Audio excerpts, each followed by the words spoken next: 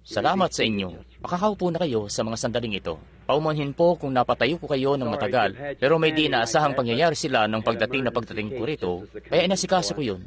Yung di inaasahang pangyayari ay nung pumunta sila rito at kaso kailangan na nilang umuwi. Ginawa namin ang aming makakaya para asikasuhin sila agad, dahil hindi na sila makakapanatili pa rito ng matagal. Sa palagay ko, marami ang nagtataka kung bakit din na lang namin pinadulog agad yung pila para sa pananalangin dito sa entablado. May layunin po ako kung bakit yun ang ginawa ko, kita nyo? Kinakailangan mo kasing ipunla muna ang binhi bago mo subukang anihin ang ani, kita nyo? At kaya naman, basta alalahanin nyo lang, hawakan nyo lang yung prayer card nyo.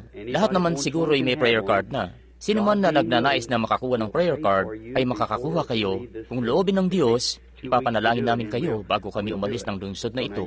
Kung sakaling abutin ng 2 linggo para gawin yun, amin pa rin yung gagawin.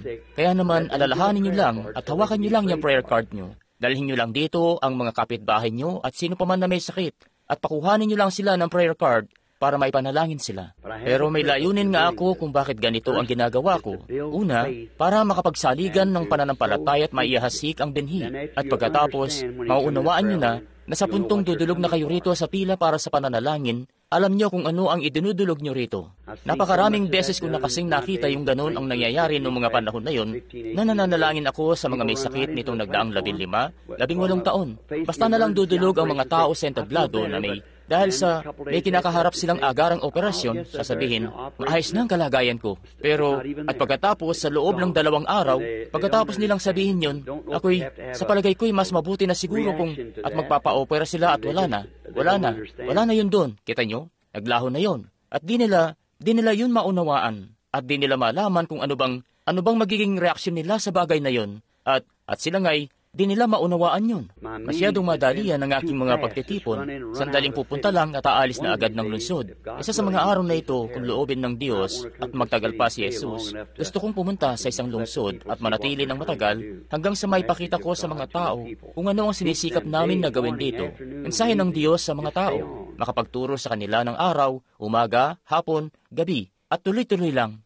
Minsan nga, sa tuwing tinitipon namin ang lahat, kapag wala silang mga revival sa kabayanan sa malapit, at may mga ministro po tayo na maaari niyang kunin ang mga bagong akay sa mga tao, sa mga simbahan.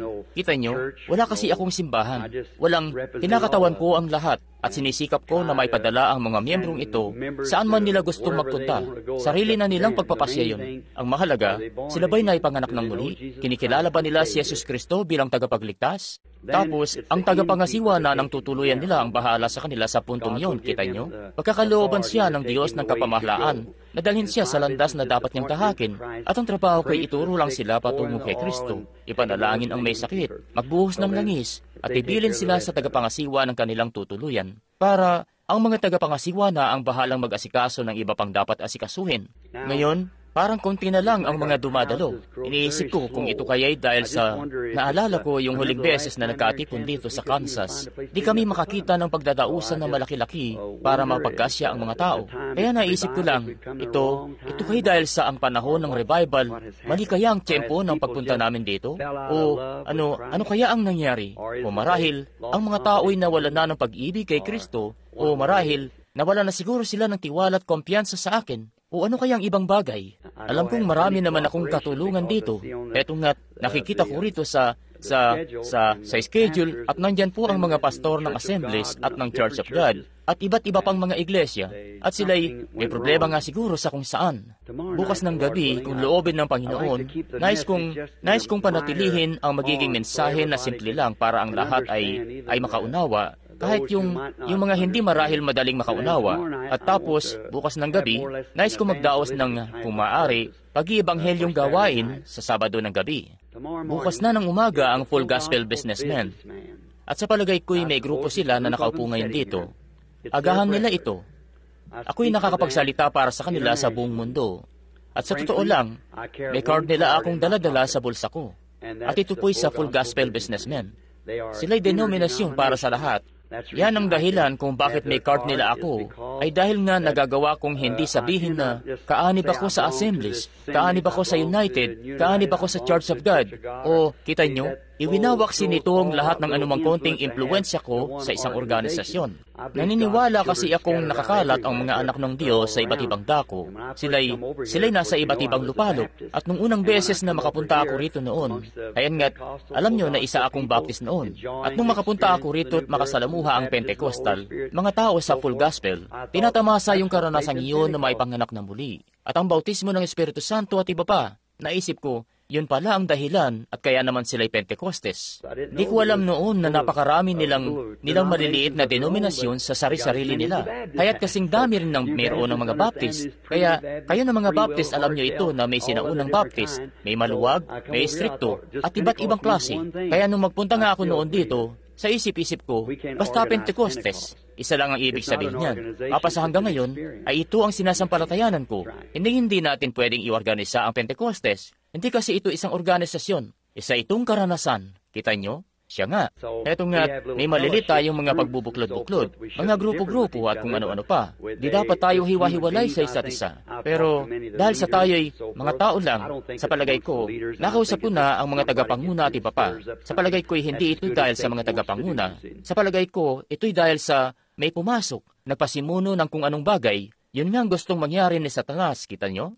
Basta't nagtitirahan kayo sa isa't isa, hindi nyo siya matitira. Pero kung makababaling lamang kayo at siya ang titirahin natin, ang dakilang iglesia ng buhay na Diyos ay lilitaw ang tunay niyang kulay, paparito si Kristo. Sinasampalatayanan ko yan. Hinihintay niya tayong gawin yun.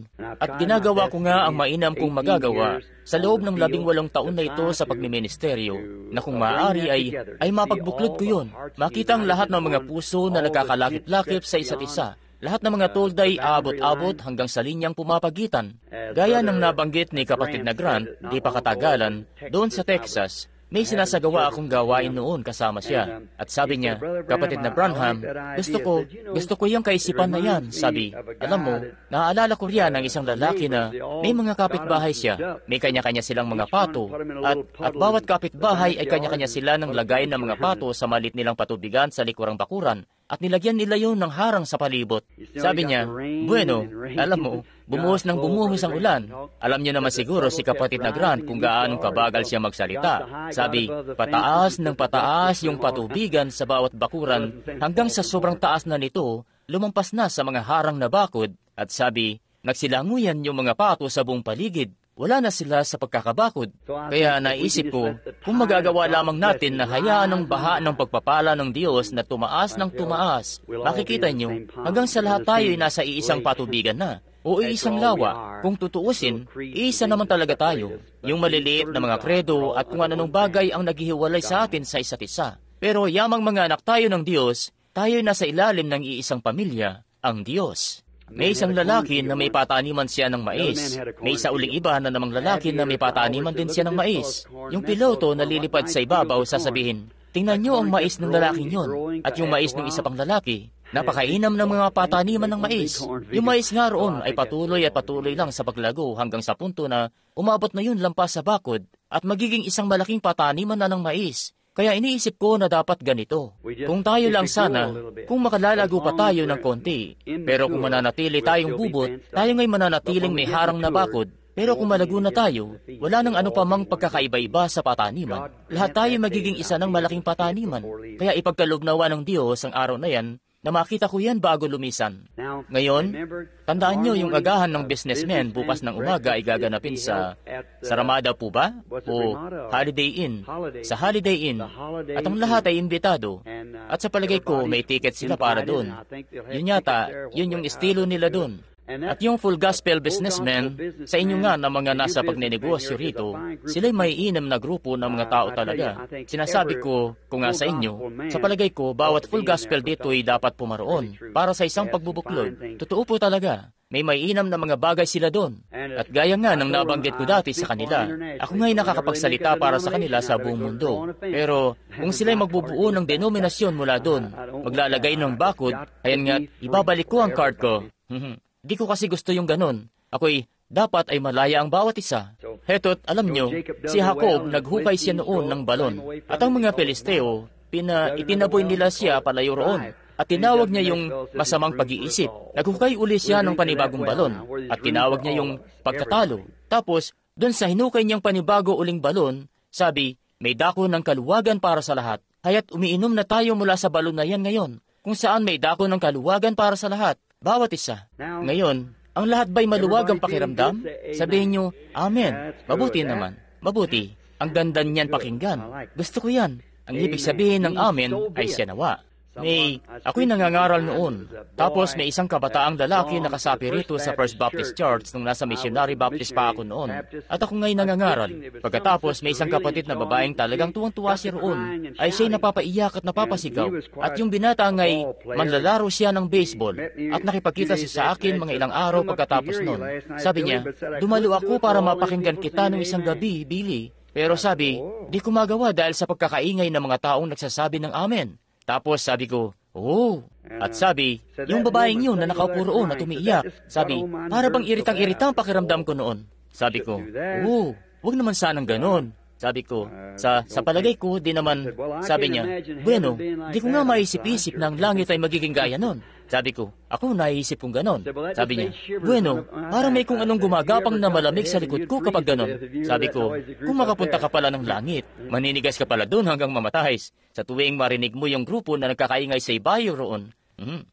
Ikaw nga'y, ito na ang pinakatahimik na lugar na malalagyan mo. Sinasabi ko nga sa iyo, dahil kung mapunta ka ng impyerno, may pagtatangis at pagtataghoy at pagnangalit ng ngipin doon. Kung mapunta ka ng langit, aba, maging yung mga anghel ay walang tigil, araw at gabi sa pagsigaw ng banal, banal, banal ang Panginoong Diyos na makapangyarihan sa lahat. Kita mo? Aba, apaw-apaw doon ang mga haleluya at mga amen at purihin ng Panginoon. Bueno, wala ka pang naririnig sa lagay na yan hanggang sa marinig mo yung pagtitipong yun sa ibayo sa itaas. Kaya tahimik na dako ito. At ako sa tuwin na ay takot sa anumang bagay na tahimik, para kasing patay ito. Kaya ako nga'y di masyado sa mga bagay na patay. Kaya't anumang bagay na walang emosyon ay patay. Mapapatunayan yan ng siyentipikong pag-aaral. Anumang bagay na walang emosyon. Kaya kung ang karanasan mo'y wala man lang ni katiting na emosyon, mas mabuti pang ang ilibing mo na yan at kumuha ka ng isang bagay na may emosyon.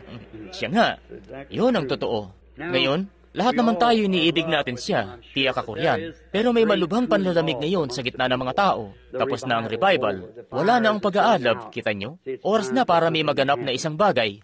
Alam nyo, dun sa matandang templo ng Romano, sa templo ni Vesta, kapag ang mga alab ay wala na, uuwi na ang lahat. Wala na kasing ano pa ang nagaganap dun. Sa palagay ko ay ganon. May pagka-Quaker nga ako para paniwalaan yan, na ito'y ganito na talaga. Ngayon, sa tingin ko ngayong gabi, lagi kong nilalaktawan ito gabi-gabi. Pero nais kong bigyang galang ang salitang ito ng Diyos dahil iniisip kong salita ito ng Diyos. At siya ito. Siya po ito sa anyo ng letra. Kung letra lamang, ito'y kinakailangan mo ng Espiritu para bigyang buhay ang letra. Kaya ngayon, sa pagbibigay galang sa salitang ito, tayo po'y magsitayo habang binabasa natin ito. San Marcos, sa 7 kabanata, at simulan natin sa 24 na talata, at basahin natin hanggang sa 30 talata, lahat ito. Sa mga may Biblia riyan, heto't nais ko pong kumuha lamang dito ng isang teksto para makasimula na tayo ng formal na pagtatanim marahil ng ilang binhi ngayong gabi para makapagsaligan ng pananampalataya hanggang sa dumating ang oras na yon. At kapag naramdaman ko na ang Espiritu na dumating na sa sukdulang oras na yon, sa puntong yon, ay tatawagin ko ang bawat isa sa inyo na magpunta na mismo rito sa entablado. Huwag kayong mag-alala, doon mismo sa oras na yon. Pero kinakailangan ngang hintayin ang Espiritu na dumating sa puntong yon na mararamdaman mo na nakuha na ito ng mga tao. Ano nga ang silbi ng pagdulog nyo rito kung basta na lang kayo lalapit dito? Naranasan nyo nang lumapit doon sa pila ni na Tommy Hicks at Tommy Osborne at Oral Roberts at pabalik-balik pa nga kayo sa pila. Pinahihina lang noon ang pananampalataya nyo. Ganun nga ang nangyayari. Kapag lalapit kayo rito ng may buong katiyakan na di lang kayo basta dumudulog sa harap ng inyong kapatid o sino pa mang iba, kundi dumudulog kayo rito dahil ibinubunsod ng Espiritu ng Diyos na nasa loob nyo na lumapit, ay may bagay nga na mangyayari. Walang magiging anong hadlang sa bagay na yon. Pero habang wala yon, basta-basta lang ang pagpila nyo, bahala na lang. Kapag may darating na ibang ministro sa bayan, pipila uli. Kapag may darating na iba uling ministro, pipila na naman. Hindi yun maganda. Wala namang bagay na espesyal na nasa isang mga ngaral kung papaanong nandun din yun sa asawa niyong lalaki o kapatid niyong lalaki o sino pang iba. Mga kinatawan lamang niya kami para ipagsabi sa inyo ang salita. May ilang iba ang kaloob na binanggit naman ng Biblia ang mga kaloob na ito. Lahat ng ito'y ipinangyayari para patunayan ang kanyang presensya. Ngayon, kung ako ang nasa ganong kalagayan, o kayo rito sa akin, kung di nyo kayang panghawakan ng salita ng bawat isa, aba, hanggang doon na lang yun.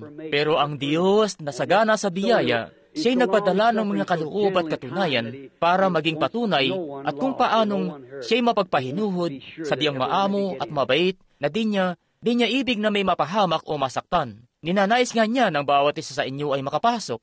Bueno, ngayon bumuklat na kayo sa inyong mga Biblia sa 7 kabanata ng San Marcos at sa 24 na talata. At nagtindig siya doon at napasa mga hangganan ng Tiro at ng Sidon. At pumasok siya sa bahay. At di niya ibig niya na sinumang tao'y huwag sanang makaalam. At hindi siya nakapagtago. Ngunit ang isang babae, na ang kanyang munting anak na babae ay may isang karumaldumal na espiritu, pagdakay ng mabalitaan siya, ay lumapit at nagpatira pa sa kanyang paanan. At ang babae nga ay isang Griega, isang Syrophenisa ayon sa lahi, at ipinamamanhik niya sa kanya na palabasin sa kanyang anak ang demonyo. At sinabi niya sa kanya, pabayaan mo ang mga anak na mga busog. Mga busog muna ang mga anak, sapagkat hindi marapat na kunin ang tinapay ng mga anak at itapon sa mga aso. Datapwat siya'y sumagot at sinabi sa kanya, Oo, Panginoon, kahit ang mga aso sa ilalim ng dulang ay nagsisikain ng mga mumo ng mga anak. At sinabi niya sa kanya, dahil sa sabing ito, humayo ka, nakaalis na ang demonyo sa iyong anak. At umuwi sa kanyang bahay, at naratnan ang demonyo na nakaalis na, at ang anak niya na nakahiga sa higaan. Ngayon, manalangin tayo. At habang nakayupo ang ating mga ulo at ating mga puso, iniisip ko habang nananalangin tayo, ilan kaya rito ang nagnanais na maisama sa panalangin para sa isang natatanging bagay? Pakitaas lamang po ng inyong kamay, marahil, Panginoon, itulot mo pong may pangyari yun sa akin sa gabing ito. Kita nyo? O, may mahal ako sa buhay, itulot mo pong may pangyari yun sa kanila ngayong gabi. Makalangit naming Ama, ang mga pangangailangan ay iyon ang talastas bago pa man namin ito mahiling. Itinuro sa amin yun ni Jesus. Talastas ng Ama ang pangangailangan ninyo bago pa ninyo hilingin. Pero sa kabila nun, kinakailangan pa rin naming humiling. Nung tumingin siya noon sa aanihin, siya ang Panginoon ng aanihin, at nagwika siya, hinog na ang aanihin, kakaunti ang mga manggagawa. Idalangin nga ninyo sa Panginoon ng aanihin, na magpadala siya ng mga manggagawa sa kanyang aanihin. Ipinapakitang siya'y sadyang ngang nakaugnay sa tao na siya nga'y gumagawa lamang sa pamamagitan ng tao.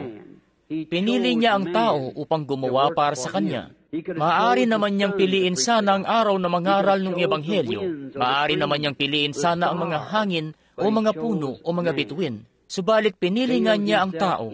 Ikinubli ang sarili sa loob. Itinago ang sarili sa mga di mananampalataya. Inihayag ang sarili sa kanino mang ibig niya. Panginoong Diyos, narito po kami ngayong gabi para sa wala ng iba pang kadahilanan, kundi ang makita ka mismo na inihahayag ang iyong sarili sa amin sa pamamagitan ng pagpapatawad sa mga pagkakasalang aming nagawa at sa pagtulong sa amin at pagbibigay kalakasan sa mga banal sa kanilang lakad, pagliligtas sa mga makasalanan, pagtawag sa mga nooy nagsitalikod sa pananampalataya na manumbalik na sa pagbubuklod sa makalangit na Ama at sa iglesia ng mga mananampalataya, ang panganay. Iyo pong ipagkaloob ito, Panginoon. Iyo pong natatalastas ang anumang bagay na nasa likod ng mga kamay na ito na nagsipagtaas. Talastas mo ang nasa likod ng mga ito sa kaibuturan ng puso. Talastas mo ang kanilang inaasam. Inihahandog ko ang panalangin kong ito alang-alang sa kanila na iyong ngang ipagkaloob sa bawat isa sa kanila ang kanilang inaasam. Maging ang aking kamay ay nakataas din, Panginoon. Iyo pong ipagkaloob ang aming mga hiling. Iyong pagpalain ng pagbasa ng iyong salita. At ngayon sa pagkuha namin ng isang teksto rito, dalangin namin na iyong iahayag sa amin ang konteksto nito, nang sa gayon ay lubos pa naming makilala siya. At sa paglabas namin sa dakong ito ngayong gabi, naway masabi namin gaya nung mga lalaking taga-Emmaus, matapos na magbangon siya mula sa mga patay, at sila nga'y lumakad kasama niya buong araw, nakipag-usap sa kanya, at sa kabila nun, ay di nila napagkilala kung sino siya. Napakarami nga rito sa bayan na ito, Panginoon, ngayong gabi, na walang pasubaling nakausap ka at nakasama ka sa paglakad, at sa kabila nun, ay di nakilala ang presensya mo. Subalit ng gabing yun, nung anyayahan kanilang pumasok at tumuloy kasama nila, si Cleopas at ang kanyang kaibigan, at nung maisara mo na ang pinto, at maupo ka na, may ginawa ka roon na isang bagay na katulad nung ginawa mo noon bago ang iyong pagkakapako sa krus. Walang ibang tao ang makakagawa noon sa paraan na yun. Iyong ang ginawa ito sa iyong sariling pamamaraan. At sa pamamagitan nun, nalaman nila na ikaw ang Kristo na nagbangong maguli. Dali-dali kang naglaho sa kanilang paningin, at sa puso nilang wala na ang kabigatan at punong-puno na ng kagalakan, sila'y dali-daling nakipagbuklod kasama ng iba pang mga alagad at nagsabi, tunay, bumangon nga siyang maguli mula sa mga patay. At sa paglisan namin sa gusaling ito ngayong gabi, naway makita namin ang iyong pagparito sa eksena at papangyarihin ang siyaring mga gawang iyon na ginawa mo bago ang iyong pagkakapako sa krus, gaya ng ipinangako mo na iyong uulitin sa huling mga araw na ito. At may pagkaloob nawa, Panginoon, na sa paglisan po namin, hahayo kami na nagsasabing, hindi bagat nag-alab ang ating mga puso sa loob natin habang kinakausap niya tayo sa daan, sapagkat inihiling namin ito sa kanyang pangalan at sa kanyang ikaluluwalhati. Amen. Makakaupo na kayo. I wish to take just one word. Nais kong kumuha ng isang salita lang para sa teksto natin ngayong gabi. At ang salita na nais kong gamitin ay ito pong pagkamasigasig. Marahil sasabihin nyo, kapatid na Branham, napakalit naman ng salitang yan para sa 3 o 4 na rang tao na nangakaupo rito ngayong gabi, o ano paman, ako nga'y napakahinang tumantya ng bilang ng mga tagapakinig. At sasabihin nyo nga, napakalit naman ng salitang yan. Bueno, wala nga ito sa liit. Nasa gusto kong iparating tungkol dito ang mahalaga. Ngayon, pagkamasigasig, ayon sa Webster, ito yung pagiging, ito'y isang salita na ikay maging porsigido. Gayon din, ang ibig sabihin ng porsigido ay yung bang nagsisikap abutin ang isang adhikain, nagsisikap na matapos ang isang bagay, nagsisikap na magawa ang isang bagay. Ikaw nga'y may kasigasigan kung ikaw ay porsigido. Ngayon, lahat ng mga Kristiano'y kinakailangang maging porsigido. Kinakailangan nilang maging masigasig. At ang natatanging paraan lang para magawa mo ito ay unang-una, magkaroon ka ng pananampalataya sa anumang sinisikap mong gawin. At kung wala kang pananampalataya, basta ka nalang sumasabak sa bagay na yon.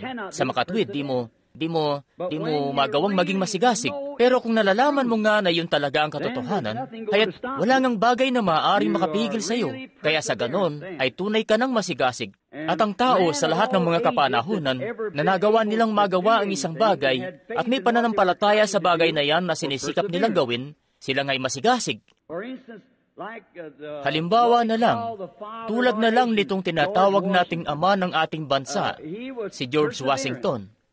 Siya nga'y naging masigasig noong kanyang pagsumikapan na makamit ang tagumpay na yun laban sa mga taga-Britanya at tinawid ang nagyayelong Delaware. Siya nga'y masigasig.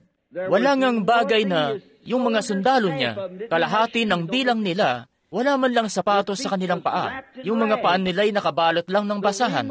Umiihip ang hangin, pero buong gabi nga siyang nanalangin at nandun na talaga sa puso niya ang pananagumpay.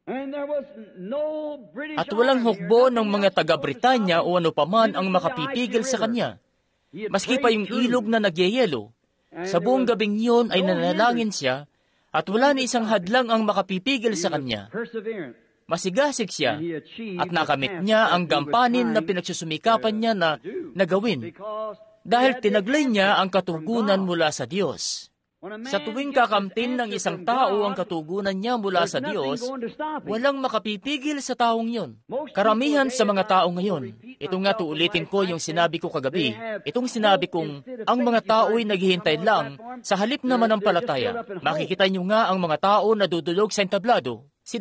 Sila'y nakikipagsapalaran lang sa paghihintay. Pero ang pananampalataya ay siyang kapanatagan sa mga bagay na hinihintay. Ang katunayan, hindi ito katangi-isip, hindi ito imahinasyon. Isang bagay ito na kamit-kamit mo na. Nasa inyo na ito mismo. At ikaw nga'y masaya na kamit-kamit mo na ito. Itong pananampalataya na taglay mo, kung paanong masaya ka na't hawak-hawak mo na yung mismong bagay na yon sa iyong kamay. Halimbawa na lang ganito, kunwari mamamatay na ako sa gutom, at ang isang buong piraso ng tinapay ay nagkakahalaga ng $10 na makakabili ng buong piraso ng tinapay. Ngayon, sabihin na lang nating may sangkapat na dolyar ako sa aking kamay. Ako nga'y kasing saya na animoy, yung buong piraso na ng tinapay ang nasa kamay ko, dahil yun ang halaga para mabili yung tinapay. At kung may kabatiran na ako sa puso ko na natanggap ko na yon, at sinampalatayaanan ko na ipagkakaloob sa akin yun ng Diyos, ako nga'y kasing saya sa pananampalatayang yun na animoy pinagaling na ako, dahil ako nga'y pagagalingin, ano't ano paman, taglay ko na mismo ang kapanatagan. Wala nang makakaagaw nun sa akin. Alam ko kasing yun na yun mismo, at ako nga'y makakapagpakita ng sigasig sa bagay na yon. Kapag sinasabi ng Diyos na magaganap ang isang bagay, katulad ng mga pangitain o ano paman, ako nga'y nakakita na ng ilang libot makasampung libong ganon, at marami sa inyo ang saksi. At wala ni isa sa mga yun ang nabigo kailanman.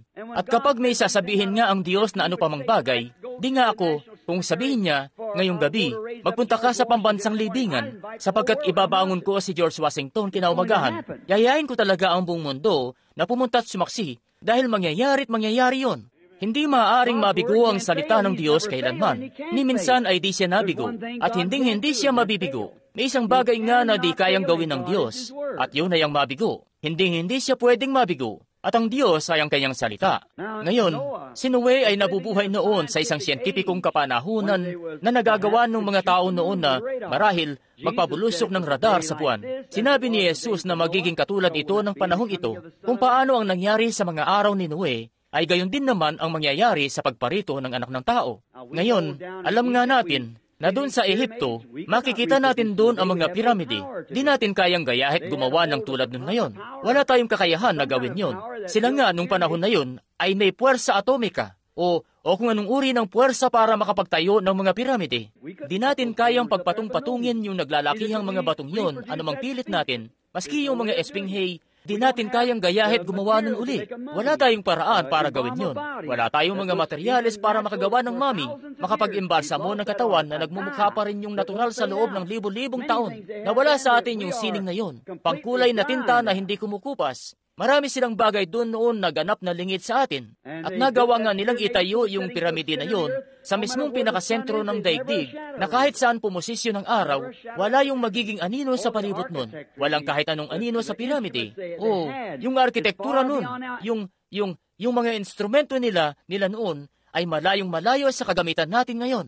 At si Noe ay nabuhay noon sa intelektual na siyentipikong kapanahunan na yon. Doon nga nabuhay si Noe, at isa siyang propeta, at sinabi sa kanya ng Panginoon na may parating na ulan. At pagkatapos na marinig ni Noe yung tinig ng Diyos bilang isang propeta sa tinig ng Panginoon, ang salita nga ng Panginoon ay dumarating sa kanyang propeta, at nalaman niya na uulan. Ano man ang sabi-sabihin ng iba, yamang hindi pa noon umuulan kahit kailan, at di pa noon kailanman umuulan. Pinatutubigan ng Diyos ang lupa, ang mga pananim, sa pamamagitan ng patubig mula sa mga bukal at iba pa na nasa lupa. Di pa kailanman nagkakaroon ng ulap sa himpapawid. Pero sa kabila nun, ay alam ni Noe na may parating na tubig na manggagaling sa itaas. Papaano niya kaya ipangyayari yun? Hindi niya alam. Pero siya nga'y masigasig na mainam. Humayo siya at ginawa ang daong alinsunod sa detalye na sinabi ng Diyos sa kanya na gawin. Dahil napakinggan nga niya ang tinig ng Diyos. At siya'y nakatayo noon sa presensya ng Diyos nung ang tinig ng Diyos ay mahayag sa kanya. Magagawa sana nito na itong iglesyang ito na naipanganak na muli ay mag-alab ng husto, maging masigasig. Hindi ko alintana gaano mang karaming mga kritiko ang magtawa sa bagay na ito. Gaano mang karami ang magsabi na di ito mangyayari. At pagkatapos, lalabas doon at pamamalian ito sa pamamagitan ng siyensya. Magpapabulusok ng radar sa buwan at ipapakitang walang tubig sa impapawid. Pero alam nga ni Noe na ang Diyos talaga ito. Nakatayo siya sa kanyang presensya. At siya ang Diyos na nagsalita sa kanya. At siya'y malinaw na napagkikilala sa salitang yun talaga ng Diyos. At tumayo siya sa presensya ng Diyos. Siya ay naging porsigido. Gagawin niya ang daong, ano't ano paman. At kahit pa nga walang gustong tumulong sa kanya, gagawin niya yun ng mag-isa. Siya nga'y naging porsigido dahil alam niya talaga na salita iyon ng Diyos. At kaya ginawa niya ang daong. Naiisip ko kung paanong si Moises, isang magaling na scholar, napakatalino niya na nagagawa niyang turuan ng karunungan ang mga taga-Ehipto. Nagagawa niyang turuan ang mga tagapagturo. Kabisadong-kabisado niya ang teolohiya na nalalaman ng mga taga-Ehipto at maging yun sa pamilya niyang Hebreo. Isa siyang matalino, marunong na tao, isang dakilang itinuro sa atin noon na isa siyang militar. Pero gano'n na lamang ang pagkabigo niya dahil sa isang pangyayari.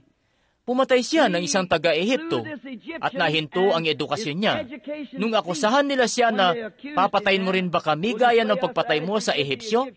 Ang iniisip nga niya ay maintindihan niyo ng kanyang mga kapatid. At kaya gayon na lamang kamiserable ang kanyang pagkabigo. At nagbunsod nga yan na maisip ko ang bagay na ito. Yan ang rason ngayong gabi kung bakit ang mga sistema natin ay nabibigo. Yan ang rason kaya di natin magagawa kahit kailan na bigyan ng edukasyon ang mga tao para makilala ang Diyos. Hindi natin maaaring gawan sila ng denominasyon para abutin ang Diyos. Sinubukan na natin itong lahat ng mga sistemang ito at lahat ng ito'y nabigo. Gaya nung pagbagsak ng Tore ng Babel. At sa tuwin na nga'y mabibigo ang mga ito. Ang Diyos, ang di nagbabagong Diyos, nagpasya na siya noon pa man sa halamanan ng Eden kung paano niya ililigtas ang tao.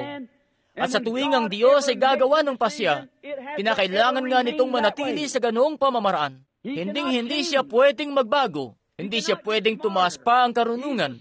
Siya ang pinagmumulan ng lahat ng karunungan.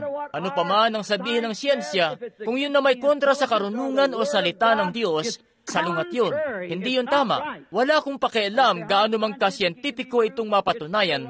Malit-mali pa rin ito. Nakapagpasya na noon ng Diyos na ililigtas niya ang tao sa pamamagitan ng pagbubo ng dugo ng isa na walang sala. Ang ginawa nila'y magtatag ng mga kabayanan. Sinikap nilang pagbuklod-buklorin ng mga tao. Sinubukan nilang magtayo ng mga tore. Bigyan sila ng edukasyon para makapasok dito. At ang nangyayari na may palayo sila ng palayo rito sa tuwina. Hindi mo nga maililigtas ang tao hanggat di mo siya panunumbalikin sa dugo. Yun lamang ang natatanging dako na katatagpuin ng Diyos ang tao. Hindi nga sa pamamagitan ng kanyang katalinuhan, ni sa pamamagitan ng kanyang dunong, o kung gaano mang karami ang nagtanghal sa kanya na maging pari o obispo o tagapangasiwa sa buong estado, o ano pa man siya, ministro, diakono, hindi yan ang pagbabatayang dako na katatagpuin ng Diyos ang tao. Kanyang katatagpuin ng tao sa batayang dako na siya'y sumailalim na sa nabubong dugo. Yun lamang ang natatanging dako kailanman na nakatagpo ng Israel ang Diyos para sumamba sa ilalim lang ng nabubong dugo. Yun ang inilaang pamamaraan ng Diyos. Walang ibang paraan na uubra. At sa ilalim ng nabubong dugo, kinakatagpo ng Diyos ang tao at tatayo sa harap ng tao. Si Moises, itong intelektual na lalaking ito na tumakas na propeta, doon siya napadpad sa likurang bahagi ng ilang at napakasalan niya doon ang isang magandang babaeng taga-Ethiopia at namuhay doon. Nagkaroon ng anak, si Munting Gersom. At isang araw, habang naglalakad siya sa palibot ng ilang, sa likurang bahagi ng ilang, siya'y matanda ng lalaki at 80 anyos na. Mukhang ang wala na sa kanyang mapaggagamitan bilang ministro, pero nakatagpo nga siya doon ng isang kahoy na nagniningas ng apoy at di yun matupok-tupok. At nagpunta siya sa isang gilid para usisayin ng nangyayari. At napunta siya sa presensya ng Diyos at narinig ang presensya ng Diyos, narinig ang tinig ng Diyos habang naroon siya sa kanyang presensya. Noong mga oras na yon, na yung haliging apoy ay nandun noon sa kahoy na yon, nakikipag-usap sa kanya. Hayan nga't noon, takot na takot siyang mapadako dati malapit sa Ehipto dahil iniisip niyang kikitilin ng paraon ang kanyang buhay. Ngayon wala nang kahit anong makapipigil sa kanya. At kung minsan, kapag ang isang tao ay nakakapasok sa presensya ng Diyos at nakakapakinig ng tinig ng Diyos, siya'y nakakagawa ng mga bagay na sadyang kakaiba sa pangkaraniwang kaisipan ng tao na parang nagiging katawa-tawa yun pakinggan. Eto nga't, nung sumunod na araw na, itong lalaking ito na dati takot na takot mamuno ng isang hukbo para sigurin ang Ehipto, hakutin ang lahat ng mga alipin na naroon sa Ehipto, takot na takot nga siya noon na sigurin si Paraon sa paraan na yon. Ay heto na siya nung sumunod na araw, 80 anyos na, yung balbas niya ay abot-abot hanggang sa kanyang bewang, nangingintab yung kalbo niyang ulo, may daladalang pilipit na tungkod sa kanyang kamay, yung asawa niya ay nakasakay sa isang mulat kalong-kalong ang kanyang anak, papunta na dun, nakatingin sa itaas ang kanyang mga mata. Nilulwalhati ang Diyos. Saan ka papunta, Moises? Papunta ng Ehipto para manlupig. Sa salakay nang nag-iisa lang siya. Bakit? Siya kasi napadako sa presensya ng Diyos. Nakita niya kung anong kayang gawin ng Diyos gamit ang isang tungkod. Hindi niya alam kung anong magagawa niya gamit ang isang hukbo. Ang alam niya ay kung ano ang magagawa niya gamit ang isang tungkod. Hindi ko alam kung anong magagawa niya gamit ang isang denominasyon. Pero alam ko kung anong kaya niyang gawin gamit ang isang tao na maisusuko ang sarili ng buong buo sa kanya. Ang kailangan lang niya ay isang tao. Ikaw yun. At siya'y masigasig pa. Wala nang kahit ano na makapipigil sa kanya. Si Moises nga'y nakapasok sa presensya ng Diyos. Narinig ang kanyang tinig sa isang mapaghimalang tanda. Alam niya na siya'y tumutupok na apoy. At eto siya sa haliging apoy na yun doon sa isang kahoy. Lahat ng edukasyon niya, lahat ng teolohiya niya, ay nawaglit sa kanya. At isang bagay na lang ang nalalaman niya na may Diyos talaga. At tinanggap na niya ang kanyang mga utos. Sapat na ang isang pilipit na tungkod. Siya nga'y nakapasok na sa presensya ng Diyos. Hindi na mahalaga gaano mong karaming kalalakihan ng Ehipto ang sinanay sa pakikidigma. Anuman sa mga ito, hindi na mahalaga kay Moises. Siya'y nakapasok na sa presensya ng Diyos at siya'y masigasig na. Papunta na siya roon para manlupig. Laban sa mga kalasag at mga kalalakihang sinanay sa pakikidigma na 1,000,000 ang bilang na pilipit na tungkod lamang ang nasa kamay niya. Pigilan niyo siya kung kaya niyo. Walang kahit ano ang makapipigil sa kanya. At nagawa niya yun. Nagpunta siya roon at nanlupig dahil siya'y masigasig nung ganap na malaman niya na siya ay napasa presensya ng Diyos at narinig ang tinig ng Diyos mula doon sa presensya ng Diyos. Amen. Di lang ito basta tinig, bagkus isa itong tinig na nakabatay sa kasulatan. Maraming iba't ibang klase ng tinig. Suriin niyo yon sa salita. Sabi nung tinig, ako ang Diyos ni Abraham, ni Isaac at ni Jacob. Nangako akong ililigtas ko ang bayang yun. Ito na ang panahon. Narinig ko ang kanilang daing. Nakita kung paanong pinahihirapan sila ng mga nagmamando sa kanila at naaalala ko ang aking pangako. At ako'y bumaba upang iligtas sila at isinusugo kita upang gawin ito. Sapat na yun. Nakita niya ang kanyang kalwalhatian at siya'y humayo na. Si David ay siya namang masigasig talaga nung siya'y naparoon minsan sa hukbo ng Israel na natigilan sa isang pananakot ng mga panahong yun. At ayan nga't sa kabila lang nung batis at doon sa kabilang panig ay ang mga Filisteo. Nandun noon si Goliath, isang napakalaking kalaban. Halos doble ang laki at taas sa ordinaryong tao. 14 na pulgada ang mga daliri. At may mahabang sibat. Nasa ilang talampakan din ang haba na nakatayo lang doon at kayang tuhugin ng isang tao gamit noon ng paganoon. At ihagis sila sa gilid. Hawiin sila. Tuhugin sila gamit yung sibat na yon at ihagis sila sa gilid habang sumusulong sila pakyat ng burol.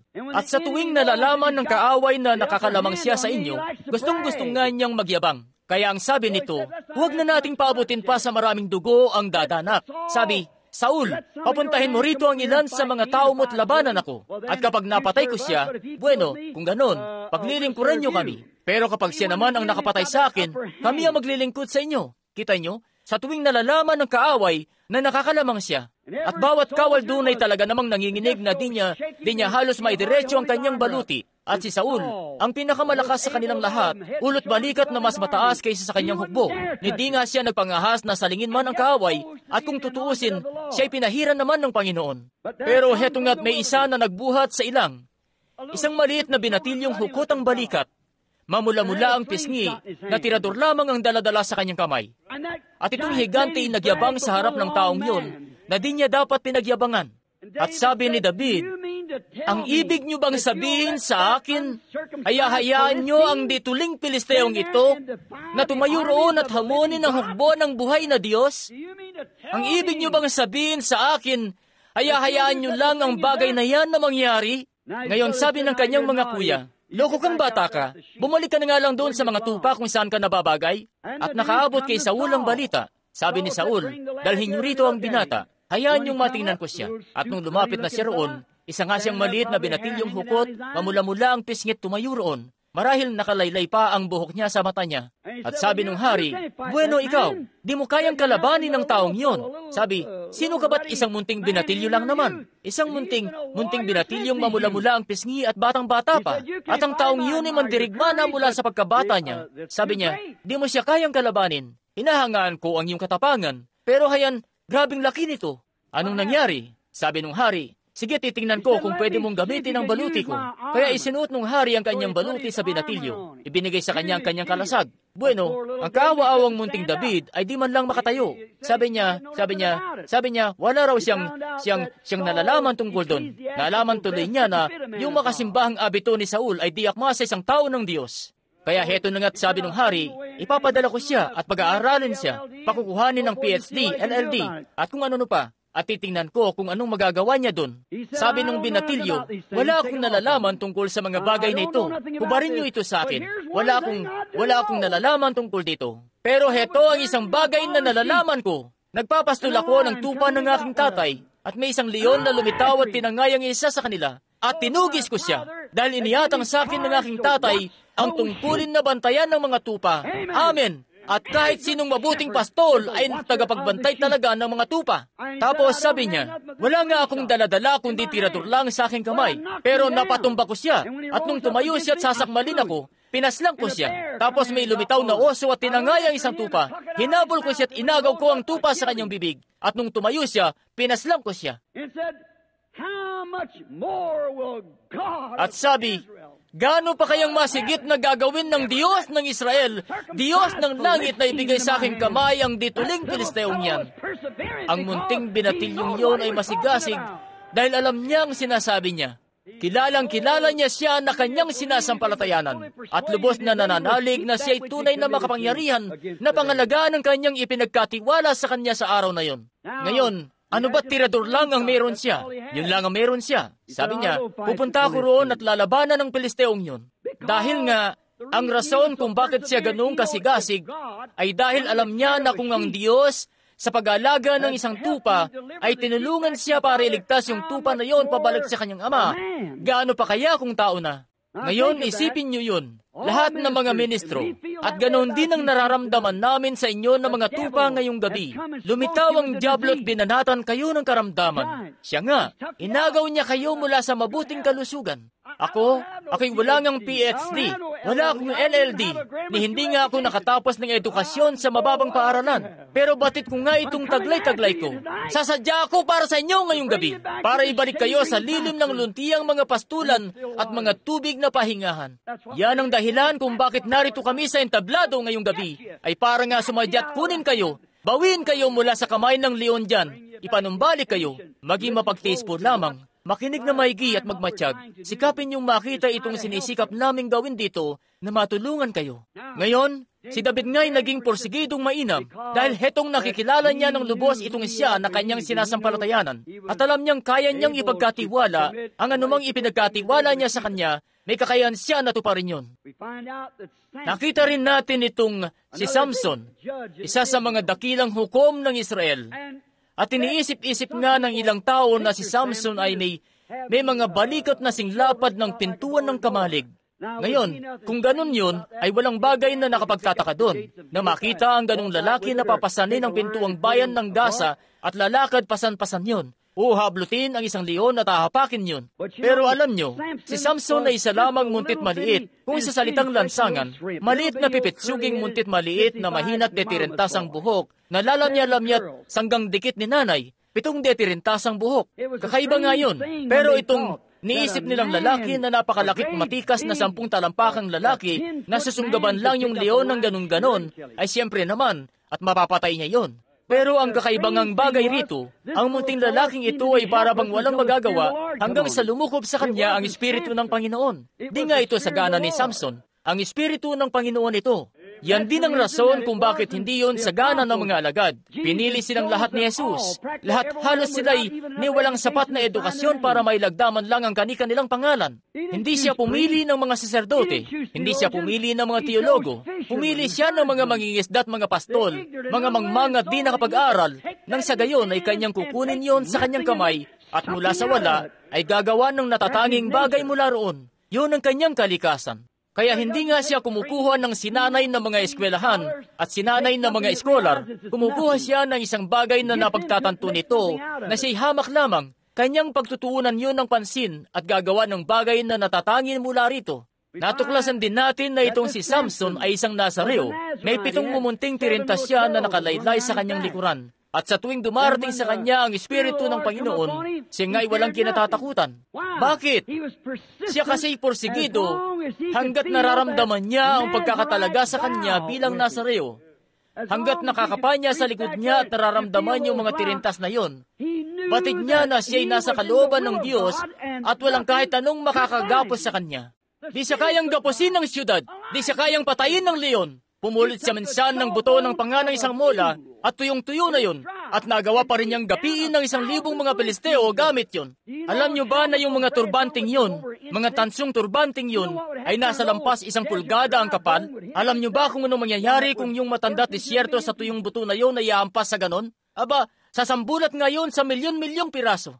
Pero tumindig nga siya roon, 1 kamay lang ang gamit itong buto ng panganang mola, at pinagahampas niya yon sa kanilang ulo at pumaslang ni 1,000 mga Filisteo. Bakit? Siya kasi porsigido. Sa tuwing nga hampas siya, nararamdaman niya yung nasarayong pagkakatalaga sa kanya na kumikilos sa likuran niya.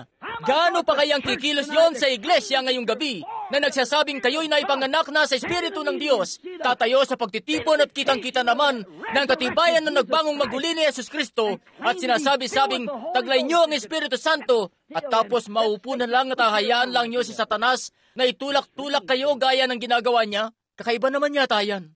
Hanggat nararamdaman niyo ang presensya ng Espiritu Santo, nalalaman na ito'y kanyang salita at kanyang pangako para sa panahong ito, dapat nga kayong maging porsigidong sumulong hanggang sa tapos na ito. Pagka masigasig, manatili lang kayo rito. Ipinangako ito ng Diyos, hindi ito sa ganang inyo. Ang Diyos ito.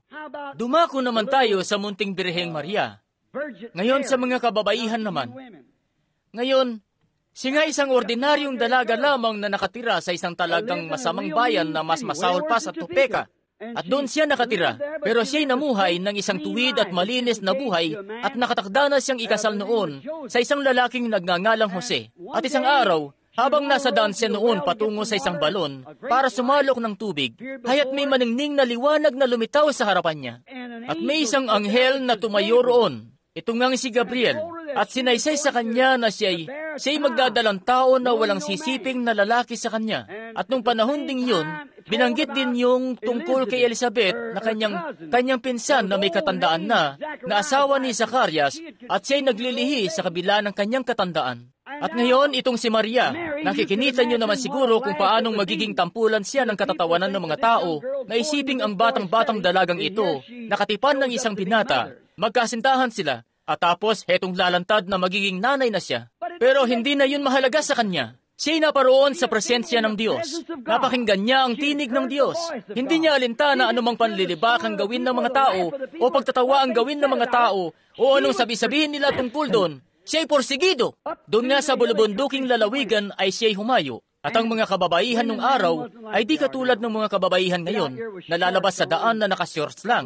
At 2 araw na lang manganganak na. Pero lalantad ng nakaganon sa harap ng mga kalalakihan, kahiya-hiya yun sa sangkatauhan. Siya nga, ikinubli niya ang kanyang sarili. At itong si Munting Maria ay nagpunta nga roon bago siya maging nanay at naparoon siya sa bulubundukin ng Judea para makipagkita kay Elizabeth. At noong mga panahong yun na ikinukubli rin ni Elizabeth ang kanyang sarili, walang duda, isang umaga, habang nakatanaw siya mula sa kurtina, nakita niya itong dalaga na paparating, nagmamadali, at nakilala niya na yung pinsan niya ito, si Maria. At gaya ng mga kababaihan noon, may pananabik nga sila na makita ang isa't isa. Ganun na lamang ang halaga nila sa isa't isa. Sumalubong siya doon marahil at tinabot niya ang kanyang mga bisig at niyakap ang pinsan at kinumusta siya. At sabi niya, nauunawaan ko na magiging nanay ka na. Oo, sabi niya, alam mo, ako'y magiging nanay na rin. Oo, ikaw pala't si Jose ay naikasal na.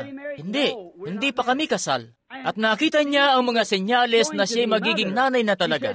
Sabi niya, ibig mo bang sabihin, iha, na ikaw at si Jose ay hindi pa kasal at sa kabila nun magiging nanay ka na? Oo. Paano ito nangyari? Ang Espiritu Santo ay lumilim, kaya't nililiman ako. Sinabi yun ng tinig ng Diyos. Tapos sabi, batid kong magiging nanay ka na rin. Sabi niya, oo nga, pero 6 na buwan ko na itong dinadala. At ako'y alalang-alala dahil di pa gumagalaw ang sanggol. Ngayon, kahit sino'y nalalaman na ganap nga yung di pangkaraniwan, 2 o 3 buwan pa lang, at ramdam na dapat yung buhay doon. Pero lumipas na doon ang 6 na buwan, wala pa rin senyales ng buhay. Ngayon ang sanggol ng yun ay patay. 6 na buwan nang walang buhay. Sinabi niya tuloy na alalang-alala siya doon. Sabi niya, pero ang Espiritu Santo'y bumaba sa akin. Sabi ni Maria kay Elizabeth, bumaba ang Espiritu Santo sa akin, at nililiman ako, at ang sabi magkakaroon ako ng isang anak na lalaki, at siya yung magiging anak ng Diyos, at tatawagin ko ang kanyang pangalan na Jesus, At nung pagkasabi nung pantaong pangalan na yon ng Diyos, Jesus, masabi ng mortal na labi, masabi ng isang tao, nagkaroon ng buhay yung patay na sanggol sa loob ng sinapupunan ng isang babae at natanggap ang Espiritu Santo. At kung may kapangyarihan ngayon na gawin yon sa isang sanggol na patay doon sa sinapupunan ng nanay, anong lalong higit nga na ipangyayari ito sa iglesyang ipinanganak na muli? Nung unang masambit ng mortal na labi ang pangalan ni Yesus Kristo, isang patay na sanggol sa sinapupunan ng nanay niya ang nagkaroon ng buhay at natanggap ang Espiritu Santo. Ano't pumarito sa akin ang ina ng aking Panginoon, sabi ni Elizabeth, sapagkat pagdating sa aking mga pakinig ng iyong pagbati, lumukso sa tuwa ang aking sanggol sa aking tiyan. Samantalang ngayon, inaangkin nating taglay-taglay natin ang Espiritu Santo at tapos naduduwag naman dito, natatakot na sumulong. Kinakailangan na nating maging porsigido.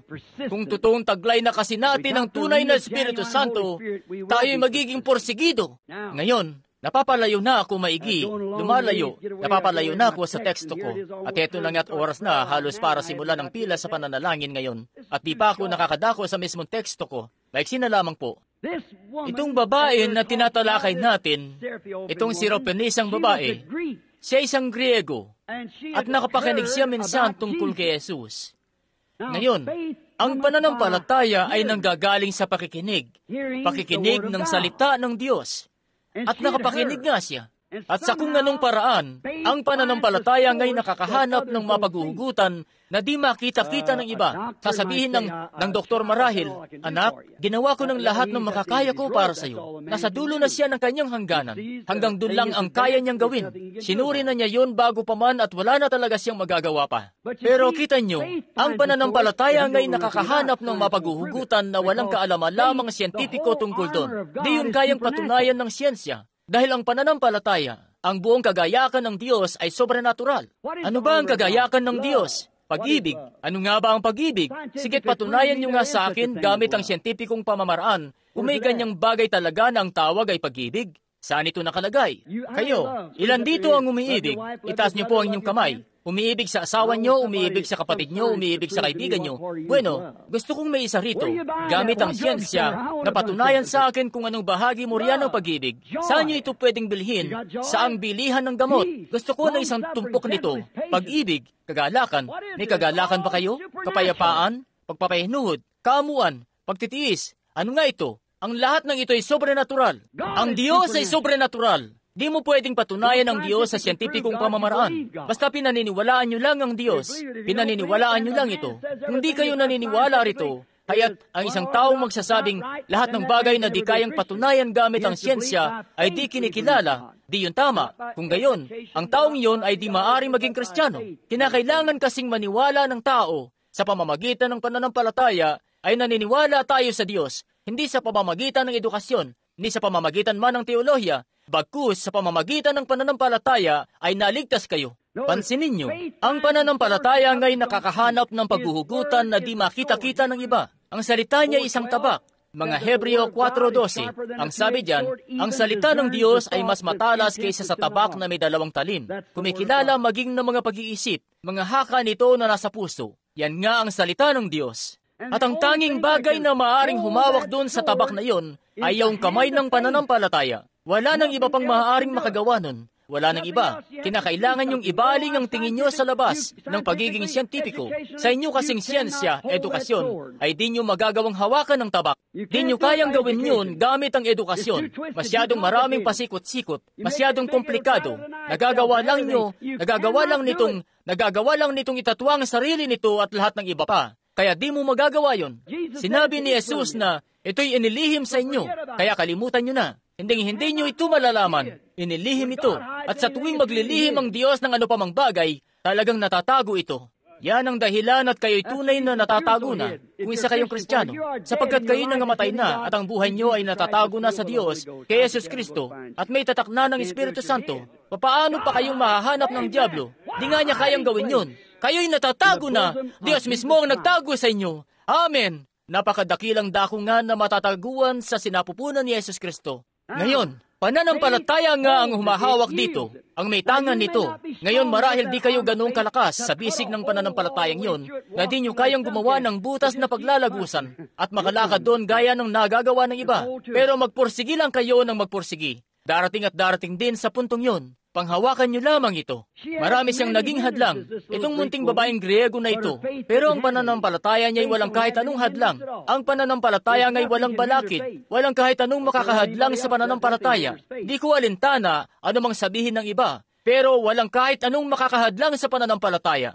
Tingnan nga natin ang mga marahil na maaring nangyari noon sa kanya. Marahil siya ay marahil may nagsabi sa kanya minsan, isa kang Griego. Ang denominasyon mo ay di naman sumusuporta sa pagtitipon niya. Pero siya nga'y porsigido ano't anuman. Siya'y magpupunta at magpupunta ano't anuman. Dahil siya'y nakapakinig. At ang pananampalataya ay nanggagaling sa pakikinig. Di sa pamamagitan ng pakipagtulungan. Bagkus sa pamamagitan ng pakikinig. Pansinin, marahil ay nasabi nila ito na, ikay Griego, hindi ka nila kauri ng lahi. Ikay, hayan nga, iba ang kulay ng balat nila sa iyo. Iba ang lahi nila. Nangyari man yun, di pa rin siya natinag nun. Di siya nagpatinag dun. At marahil may ilan sa kanila ang dumating at nagsabing, ngayon kalokohan lang yan. Lipas na ang panahon ng mga himala. Wala nang mga ganyan ngayon na naririnig mong pagpapagaling daw. Ang lalaking yun ay kung sino lang diyan na panatikong basta na lang sumulpot.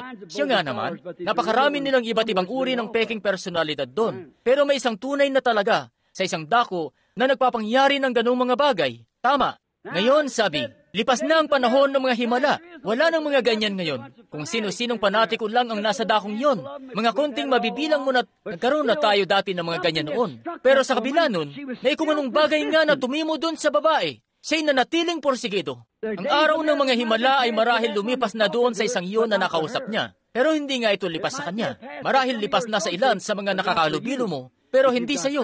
Kung may taglay kang pananampalataya. Marahil may isa pang grupo doon. Marahil mga kababaihan na nakatayo sa isang sulok sasabihin, Marta, sana'y walang pangalang Marta rito. Marta, alam mo, iiwan ka ng asawa mong lalaki kapag nagpunta ka sa pagtitipong yon. Ngayon, alam kong ang anak mong babae may epilepsy. Pero heto sinasabi ko nga sa iyo, yung pagpunta mo yan, kapag nahuli ka ng asawa mong pupunta ka doon, ang asawa mo'y miyembro ng prestihiyosong mga kapisanan at mga samahan sa syudad. Kung pupunta ka doon, ihiwalayan ka niya. Hindi nga yun naging hadlang sa kanya. Magpupunta at magpupunta siya. Ano't anuman, umangkla ng mainam mong pananampalataya. Ang pananampalataya ay walang nalalamang balakid.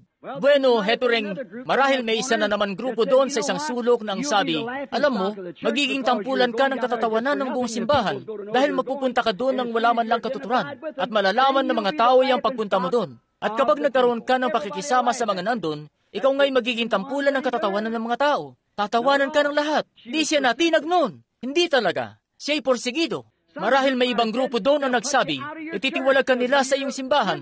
Ibabalik na nila sa iyo ang card mo ng pakikianib. Sa kabila nun, siya'y porsigido pa rin. Hindi siya nahadlangan kahit konti. Bakit? Hawak-hawak na niya ng mainam ang pananampalataya. Kung may oras lang sana ako na lumagi rito ng 4 na oras, at isa-isay lang sa inyo ang mga katulad din noon na karanasan ng mga kababaihan at kalalakihan at mga bata na nasa bingit na ng kamatayan. Kaya't sa mga dokumentong inilabas ng mga doktor, sila'y buhay na buhay ngayong gabi sa biyaya ng Diyos. Dahil may bagay na kumapit ng mainam sa kanila. Itong pananampalataya, yon ang pinakapunto. Sige, nalampasan niya ang lahat ng mga balakid na yun, lahat ng mga kritiko, lahat ng pagtatawa, lahat ng hihiwalayin ka ng asawa mo. Babawin na nila ang card mo ng pakikisama sa simbahan. Kinakailangan mo na maghanap ng iba. Ititiwalag ka palabas. Babansagan kang holy roller. Di siya nahadlangan nun dahil nakita niya mismo ang Diyos. Narinig niya mismo at ang pananampalataya ay nanggagaling sa pakikinig. At alam nga niya na may ilang pinagaling. Kaya bakit hindi pwedeng mangyari ang pagpapagaling na yon sa anak niyang babae? Ayan nga, nilampasan niyang lahat yon. Sa wakas, nakarating na rin siya sa paanan ni Jesus. At pansinin niyo, tila nakakagulat nga ito. Marami ang nag-iisip na basta't nakarating na sila doon, yun na yun. Pero pasimulan niyo pa lang yan. Nung makarating na siya doon kay Jesus, grabing laking pagkadismaya nun sa kanya o sa atin marahil dito sa panahon natin ngayon. Sinabi nga ni Jesus na di siya ipinadala para sa lahi ng babaeng yon. Kung nangyari yan sa inyo na mga Pentecostal ng panahon ngayon, aba, baka magtaas ilong kayo't lalakad doon palayo at sasabihin, ganun ba? Kung di nila ako gusto sa assemblies, sa Wanes ako sasapi. Kung di nila ako gusto doon, sa Church of God ako magpupunta. Di ko kailangang pagtiyagaan ng walang kabuluhang bagay na gaya niyan. Yan ang dahilan kung bakit naglaho ang mga himala sa kaiglesiyahan. Yan ang dahilan kung bakit nawalang pananampalataya sa kaiglesiyahan. Kita nyo? Maging si Jesus, ang mismong Diyos na. Pakinggan nyo ito. Yung mismong Diyos na pinuntahan niya para sambahin, na nagpabago sa kanyang kaisipan. At kaya siya ay nagtungo doon para sampalatayanan siya. Abay, nung makarating siya sa kanya, malamig na pakikitungo lang ang natanggap niya. Naalala niyo ba yung nabanggit ko kagabi tungkol sa mga hybrid na bulaklak at iba pang bagay? Ang pagkakristyano ngayon ay kopya na lamang, hindi na orihinal. Kung taglay niyo kasi yung orihinal na bautismo, gaya nung tinaglay nila nung panahon na yon noong una, ang Pentecostal na iglesia sana ngayon ay magiging wala na sana nga hadlang sa inyo.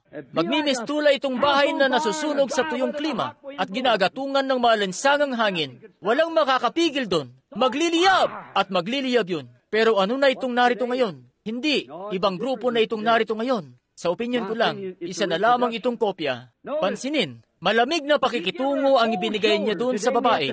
Ngayon, tinatapik-tapik natin ang mga tao sa balikat. Sige, pangako ko sa iyo, kung pupunta ka, isisingat ko itong card mo sa aklat ko rito, itong liham mo, at titingnan ko kung ano magagawa ko. Sige, isasanggunin natin ito sa lupon ng mga diakono, at titingnan namin kung maidudulog ka namin sa lupon ng mga diakono o ano. Ganyan ang pamamaraan nila sa panahon ngayon. Nakikita niyo ba kung anong klaseng grupo ang meron tayo ngayon? Pero heto nga't nung makarating na yung babae doon, nang sabi niya, hindi ako isinugo para sa iyong lahi. At maliban pa doon, ano pa't sila'y mga grupo ng mga aso lamang. Oh, grabe! Ano kayang gagawin natin sa sitwasyong yon? Ano kayang gagawin nyo? Itanong nyo yan sa sarili nyo at maging tapat lamang kayo. Di lang kayo napansin, di lang kayo naipanalangin nung unang gabi. Sasabihin nyo agad na di na kayo babalik. Tapos sasabihin mo, may pananampalataya ka? Siya nga kaya? Sige. Ngayon alalahanin nyo. Ang tape na ito ay nakakarating sa iba't ibang panig ng mundo. Di lang dito ang itinuturo ng daliri ko. Tumuturo ako sa lahat ng dako, kita nyo? Siya nga, kayo, ayaw niya nang bumalik. Ayaw niya nang maupot pakinggan ang buong pagtitipon hanggang sa matapos ito. Kita nyo? Siya nga, may pananampalataya ako. Siya nga kaya? Pero heto't tinawag siyang aso. Yun ang pinakamababang pwedeng maitawag o sa kanila nung panahon na yun noon. Isang maruming hayop, kasi ngayon halos sambahin na ito. Heto nga't ang isang babae kukuha ng munting kagiliw-giliw na aso at aalagaan yun ng gaya ng pag-aalaga ng isang ina. At ayaw niya kasi magkaanak dahil gusto niyang gumala lang sa labas sa mga sayawan at kasiyahan at gawin lang yun. At wala siyang panahon para sa anak niya sana. Alam niya kasing pwede namang ikulong lang niya ang isang aso sa maliit na kulungan kung saan at isama-sama yun. Ganun nga, kita nyo? Ayaw niyang magkaanak at tapos magpupunta ng simbahan at aawit sa koro. Magsusuot ng shorts, pantalon, at kung ano pa. At tatawagin niya ang sarili na Kristiyano, putol ang buhok, at sa kabila nun ay nasasabi pa rin niyang nakipagbuklod siya sa Diyos, samantalang sinasabi ng Biblia na wala siyang ugnayan. Yun ang totoo. Hindi ko alintana. Pakinggan nyo. Sasabihin nyo, napakaliit na bagay lang naman ito. Ano ba yung pinagsasabi mo? Sa pasimula, isang salita lang ang nagbunsod ng lahat ng karamdaman at kamatayan.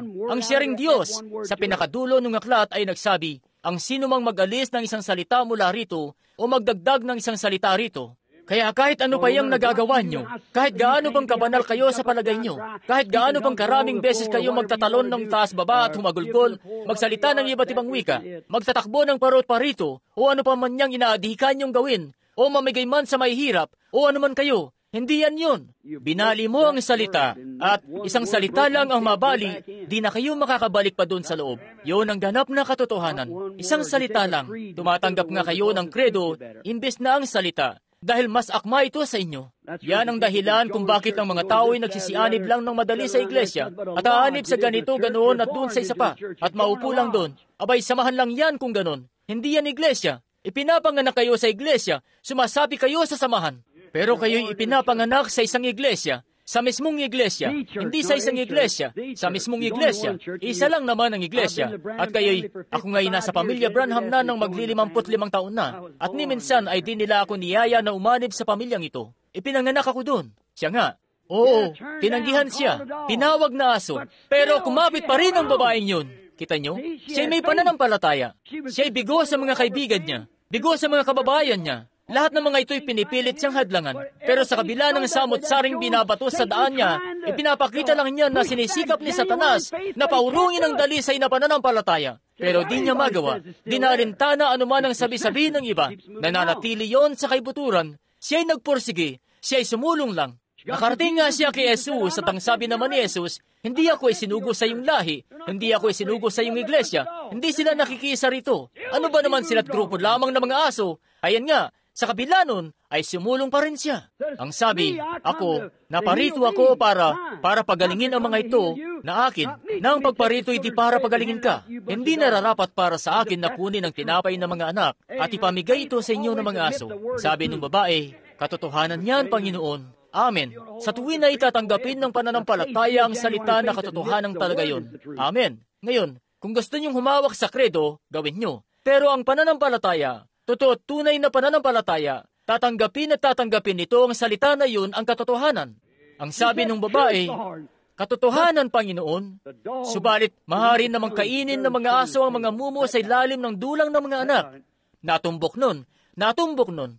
Ang babae ngang yun ay hindi isang halamang pinatubo sa painitang bahay. Hindi siya isang hybrid na halaman na basta matawag lang na mananampalataya, gaya ng mga tanim natin sa panahon ngayon. Taglay-taglay niya ang tunay na pananampalataya. Tinanggap niya na siya'y tama namang talaga. Kaya't di naman niya hinangad yung lahat ng tinapay na kinakain ng mga anak. Mga mumu lang ang inaasam-asam niya. Tayo may ugaling kukunin natin yung pinakamainam o huwag na lang. Lalayasan nga natin yon at tapos sasabihin natin, may pananampalataya kami. Kung di tamang trato nila sa akin, abay lalayas ako. Di yan pananampalataya. Di ganyan ang pananampalataya. Yung pananampalataya ay yung nandun nga. Ang sinisikap ko ngang sabihin sa inyo mga kaibigan, tayo nga'y magdadaos ng pila para sa pananalangin isa sa mga gabing ito. At ayaw kong makakita ni isang stretcher, silyang de gulong, saklay o ano paman, maliban doon sa mga iiwanang nakalapag sa sahig at ang mga tao'y magsisilakad na. Kita nyo? Maliban nga na lumapit kayo na may tamang uri ng paglapit,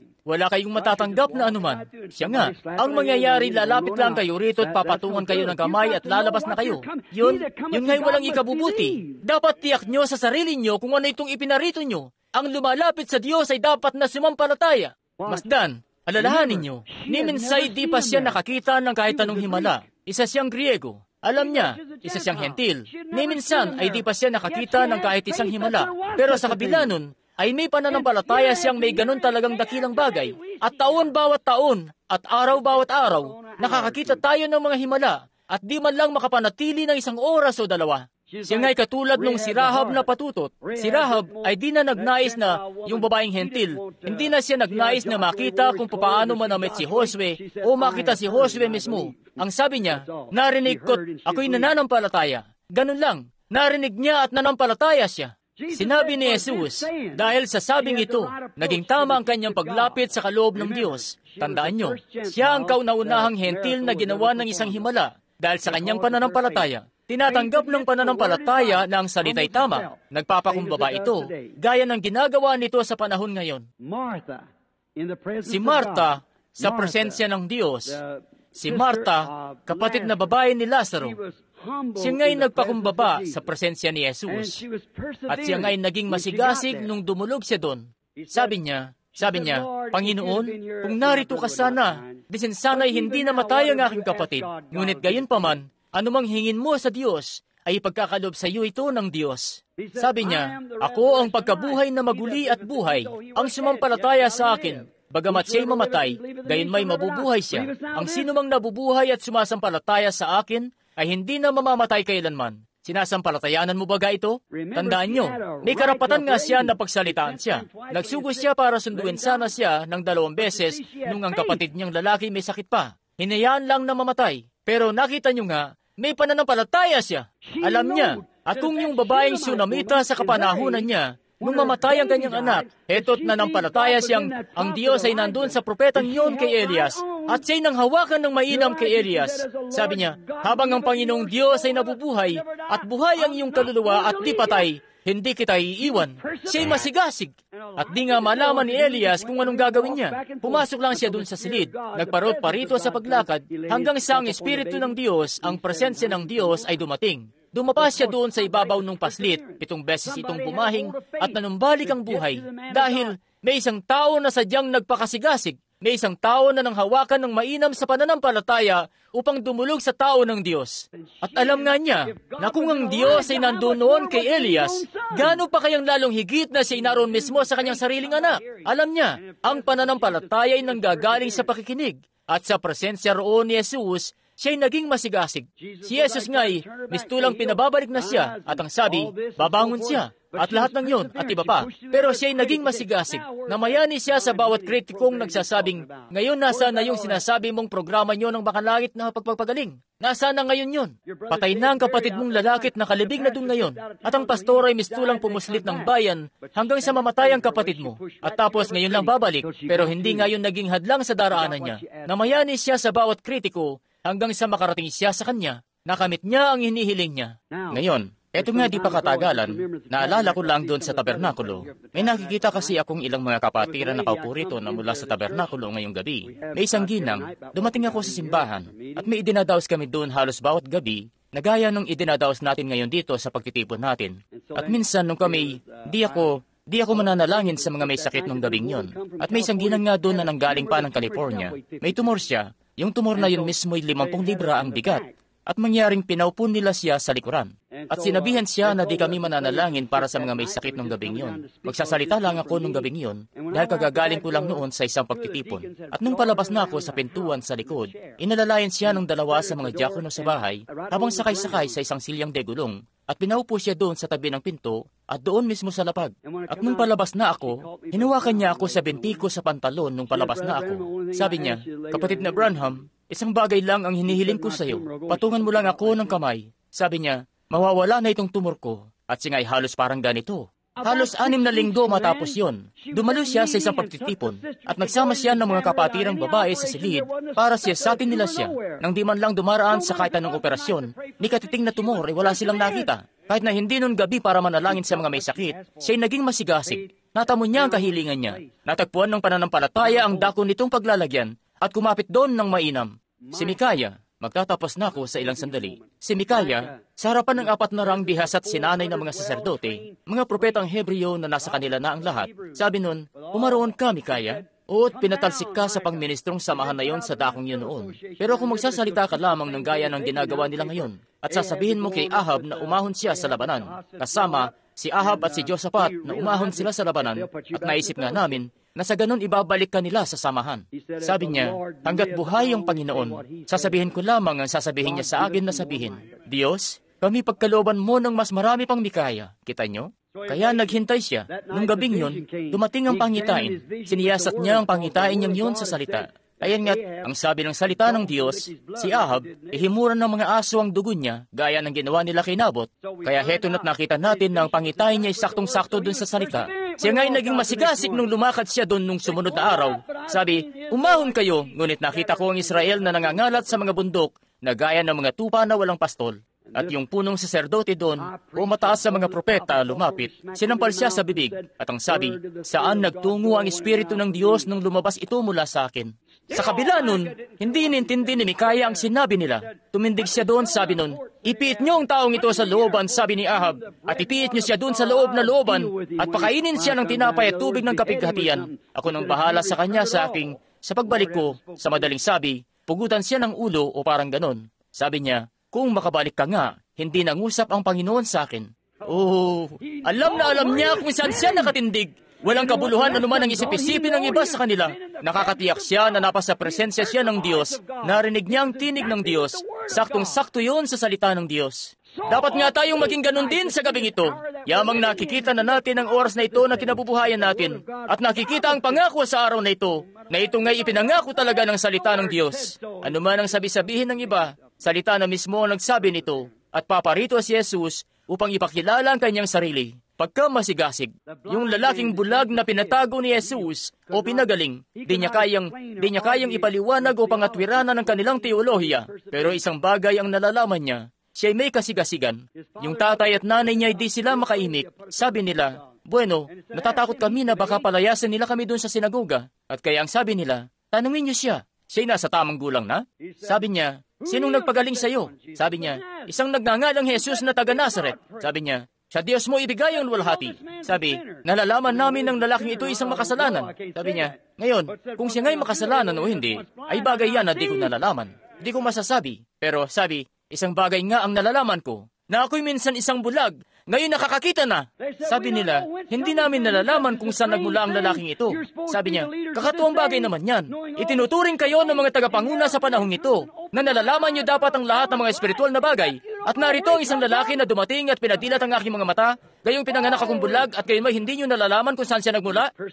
Siya'y masigasig.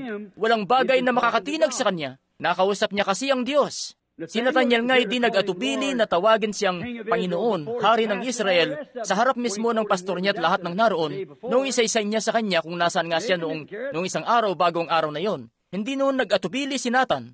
Yung babae sa balon, hindi niya alintana. Marami mang tao magsabi sa kanya na hindi naayon sa batas, na siya'y magsalita tungkol sa namang bagay dahil isa siyang patutot. Nakatagpo niya isang taong noon pa may hanap-hanap na niya. Mula nung siya'y batang paslit pa lamang, kaya't nalalaman nga niya na si Jesus ay lilitaw sa eksena na isang propeta. At natagpuan niya ang propeta na yon, na siya mismo ang naging saksi na isinaysay sa kanya ang mga bagay-bagay na kanyang nagawa.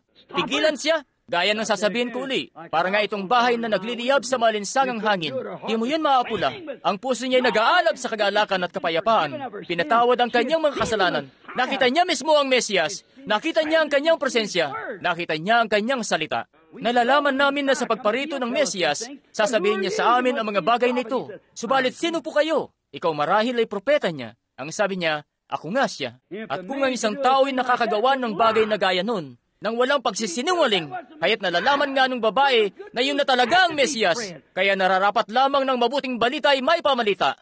Ang dapat nga sana'y nandun na tayo sa ganun ding alab ngayong gabi, porsigido na ipamalita sa lahat ng Espiritu Santo'y tunay na tunay sa panahon ngayon, na ito'y bumuhos na sa atin at ginagawang siya ring mga bagay na kanyang ginawa noon, at maging ang mga pangako sa oras na ito, hindi nga tayo ganoong kaporsigido. Iniisip ko, totoo kayang tumimo na sa atin ito. Kita nyo, pansinin nyo yung babae sa balon. Isa na lamang, magtatapos na ako. May kalahating pahina pa ako rito ng mga tala. Pero gusto kong sabihin lamang ito sa pagtatapos ko. May naalala kong isang kwento.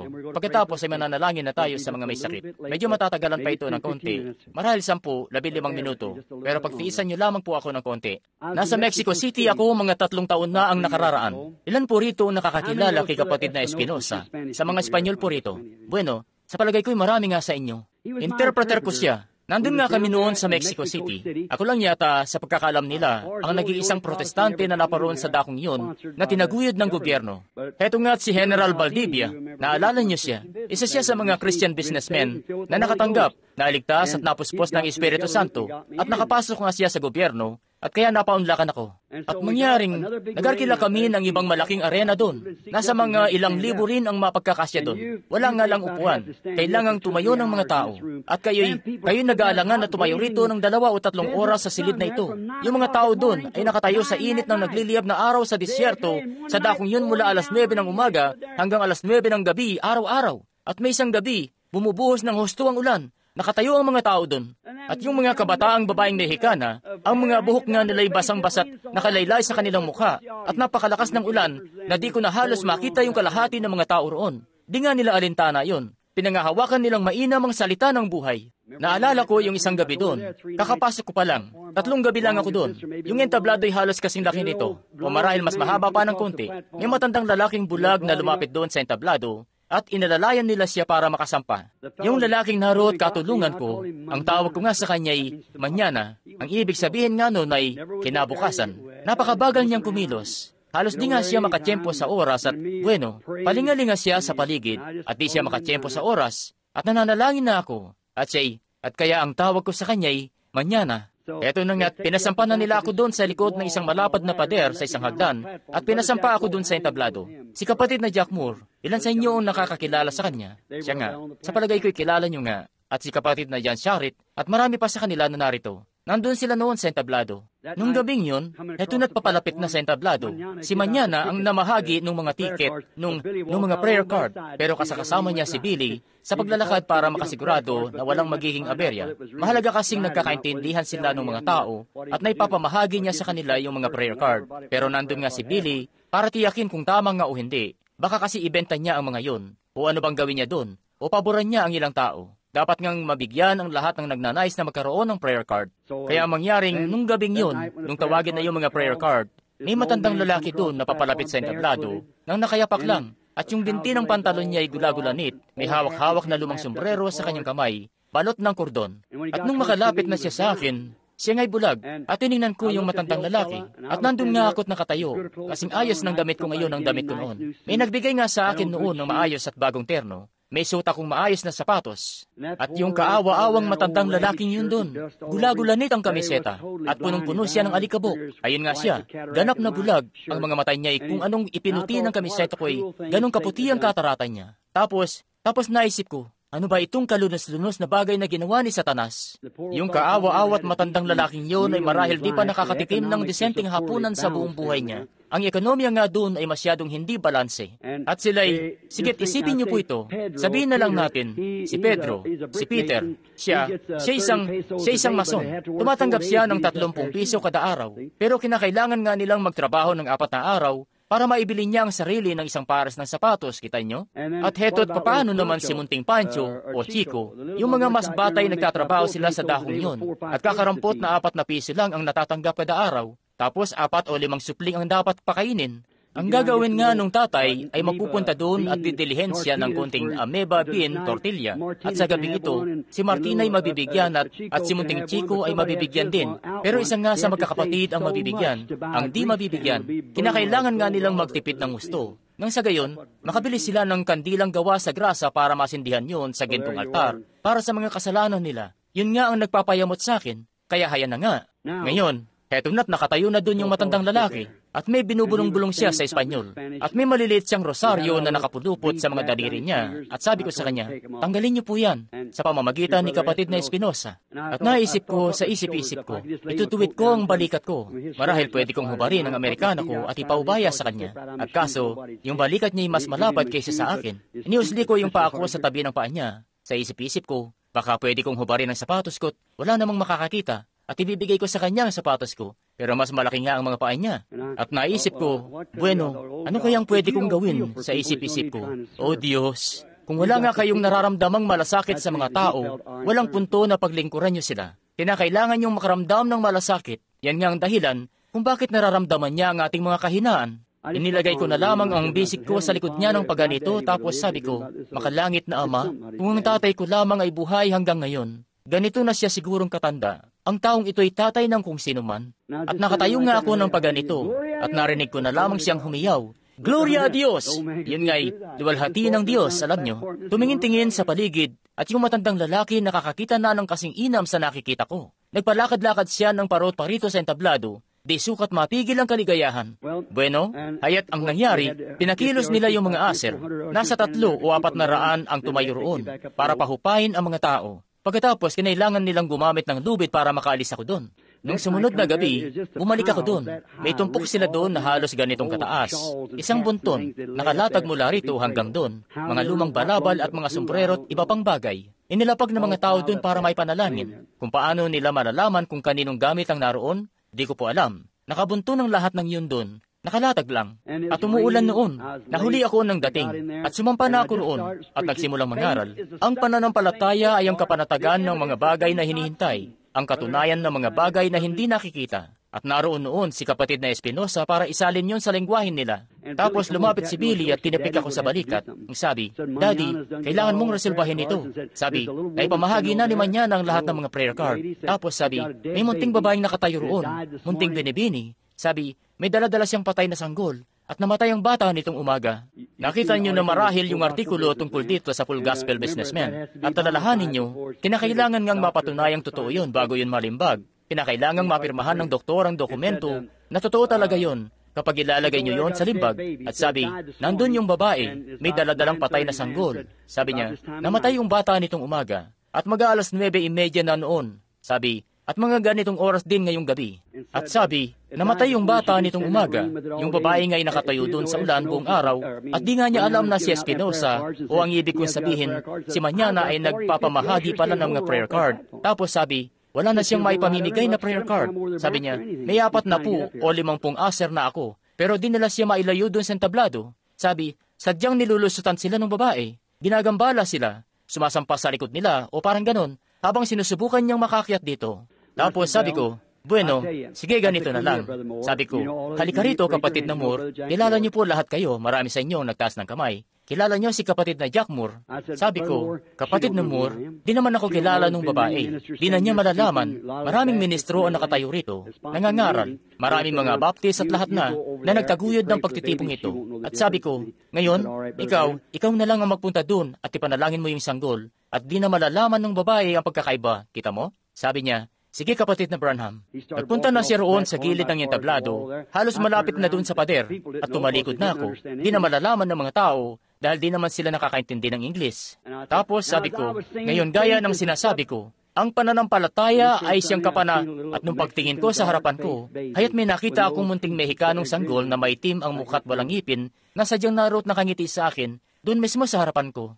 Sabi ko, sandali lang kapatid na Moore. Sabi ko, sabihin mo sa munting babae na pumarito. Tapos sabi ni Billy, Daddy, pero wala siyang prayer card. Sabi ko, may nakita akong pangitain ngayon lang, Billy. At kaya pumunta na sila roon para sunduin yung munting babae. Heto na siya't paparating. Tumatakbo at napaluhod. Nagsimulang sumigaw, Padre, nang ibig sabihin ay, Ama. Alam nyo, sinabi ko na tumayo siya, kay kapatid na Espinosa. Hinawakan ko yung sanggol at tinalukbungan nga niya yung bata ng asul at puting guhit-guhit na kumot, basang-basa, at yung tubig ay tumutulo doon, at yung buhok ng nanay ay basang-basat na kalaylay ng paganoon. Magandang munting babae, marahil pinakaunang sanggol niya yon. Siya ay marahil nasa 22 o 25 anyos, hawak-hawak yung munting sanggol na yon ng paganito. Muntit, ganito lang kahabat naninigas na sa ilalim ng kumot. Iniisip nila marahil na ipapanalangin ko lang yon para matigil na, alam nyo, para din na nila siya ipagtulakan pa. At ipinatong ko na yung mga kamay ko doon sa munting sanggol at sabi ko, makalangit na Ama, di ko po alam kung itinubay yung sanggol na yon.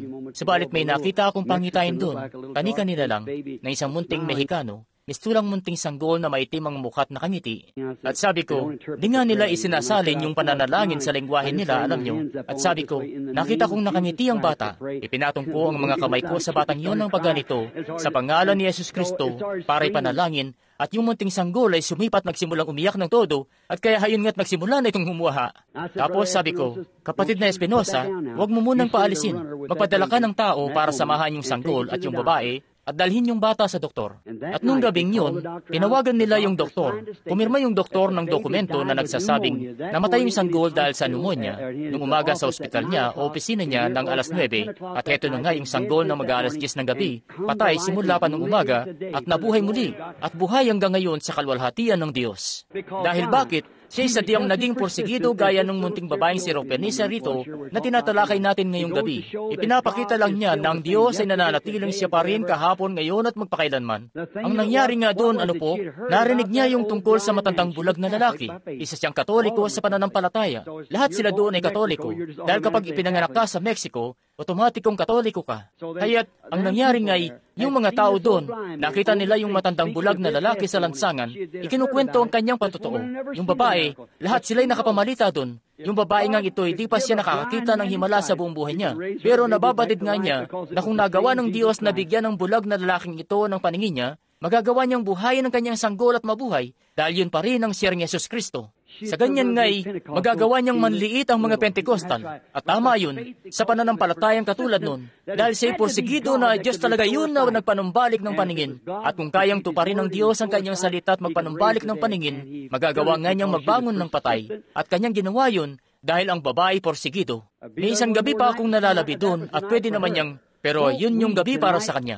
Maaari na ba ngayong gabi mga kaibigan? Maaari na bang maging masigasig na tayo ngayon? Kaya ba nating tagusin ang mahiwag at madilim na silungan dito at tanggapin si Jesus Kristo bilang ating tagapagpagaling? Magagawa niyo po ba? Manalangin tayo. Panginoong Yesus, O Diyos, hindi ko po alam kung ano pang pwede kong sabihin. Dalangin ko, Diyos, kung maaari lang po akong tumawag sa pagdulog sa pila para sa pananalangin, Ama, at marahil ikaw nga'y makapagpapakita sa mga tao ng katulad ng ginawa mo noon bago ang iyong kamatayan at pagkalibing. Dahil sa araw na ito at oras, marahil may mga baguhan sa dakong ito, at nang sa gayon ay makita namin na ikaw nga'y siya pa rin kahapon, ngayon at magpakailanman, tinutupad ang iyong salita. At marahil, may isa po rito na nagtataglay ng sapat na pananampalataya para makatagos sa hadlang na yon sa dakong ibayo, sa hadlang sa pagsusumamo, sa hadlang dahil sa di pagsampalataya sa ibayo, makatagos doon hanggang makaabot sa dako ng lahat ng bagay ay may pangyayari. Iyo pong ipagkaloob ito, Panginoon. Nasabi sa amin noon na kapag ang isang eroplano ay makalpas sa hangganan ng tunog sa alapaap, magkakaroon ito ng walang hangganang bilis at puwersa. Diyos, kung magagawa lamang namin na makatagos sa puwersang iyon ng di pagsampalataya, ang mga himalat mga bagay-bagay at mga pangako ng Diyos ay magiging walang hangganan, sapagkat ang lahat ay may pangyayari sa Kanya na sumasampalataya. Iyong ipagkaloob nawa ito, Ama. Hinihiling po namin ito sa pangalan ng iyong anak na si Jesus Kristo. Amen. Kung matagalan po ako ng konti, ayos lang po ba na dumako at magkaroon lang tayo ng magtawag ng konting pila para sa pananalangin? Alam kong di na mapakali ang mga tao, pero magtatawag lamang tayo ng konting pila para sa pananalangin. Sige, tingnan natin. Lunes ng gabi, natawag na natin yung A. Tama po ba? Nung magbigay kami ng mga prayer card. O hindi po pala. Miyerkules ng gabi, ang ibig ko po palang sabihin. Iniisip ko kasi Miyerkules po pala ng gabi ang unang gabi. Tatapos na ang A. At kagabi naman, yung B. At ngayong gabi ay C naman. Tinawag na natin yung bilang 1 hanggang 25 ng A. Sa palagay ko'y ganun nga, di po ba? Bilang 1 hanggang 25 ng A. Tama po ba? Bilang 1 hanggang 25 ng A. Bilang 1 hanggang 15 ng A. Bueno, tawagin na natin ang B.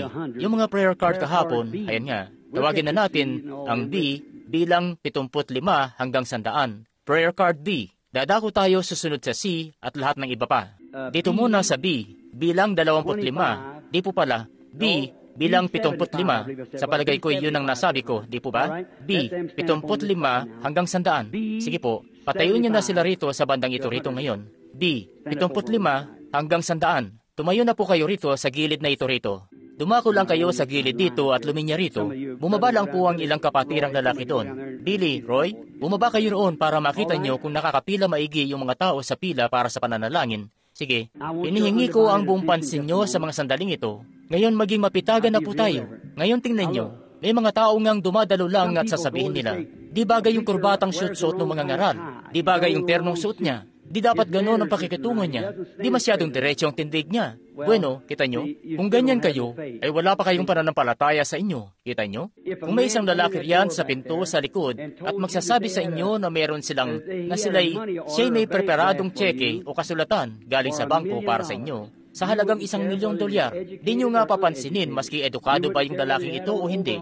Di nyo papansinin kung nakasuot man siya ng overall o tuxedo man ang suot niya. Hindi nyo papansinin siya may itim, dilaw, kayumanggi, puti. Hindi yung mensahero. Yung mensahe ang hinahangad nyo ngang mapakinggan. Si Jesus Kristo ay siya rin kahapon, ngayon at magpakailanman. Ilan dito ang nakakabatid niyan? Ngayon kung kayo lamang ay kumari po sana sa nangangasiwa ng ilaw dyan sa palagay ko. Ginoong Ruby, o sa palagay ko yun nga ang pangalan niya.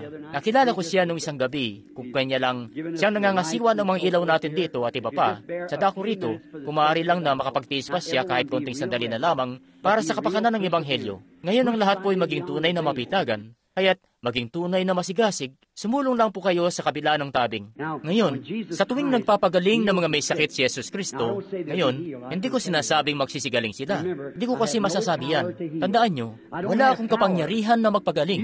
Wala po akong kapangyarihan. Wala kayong kapangyarihan.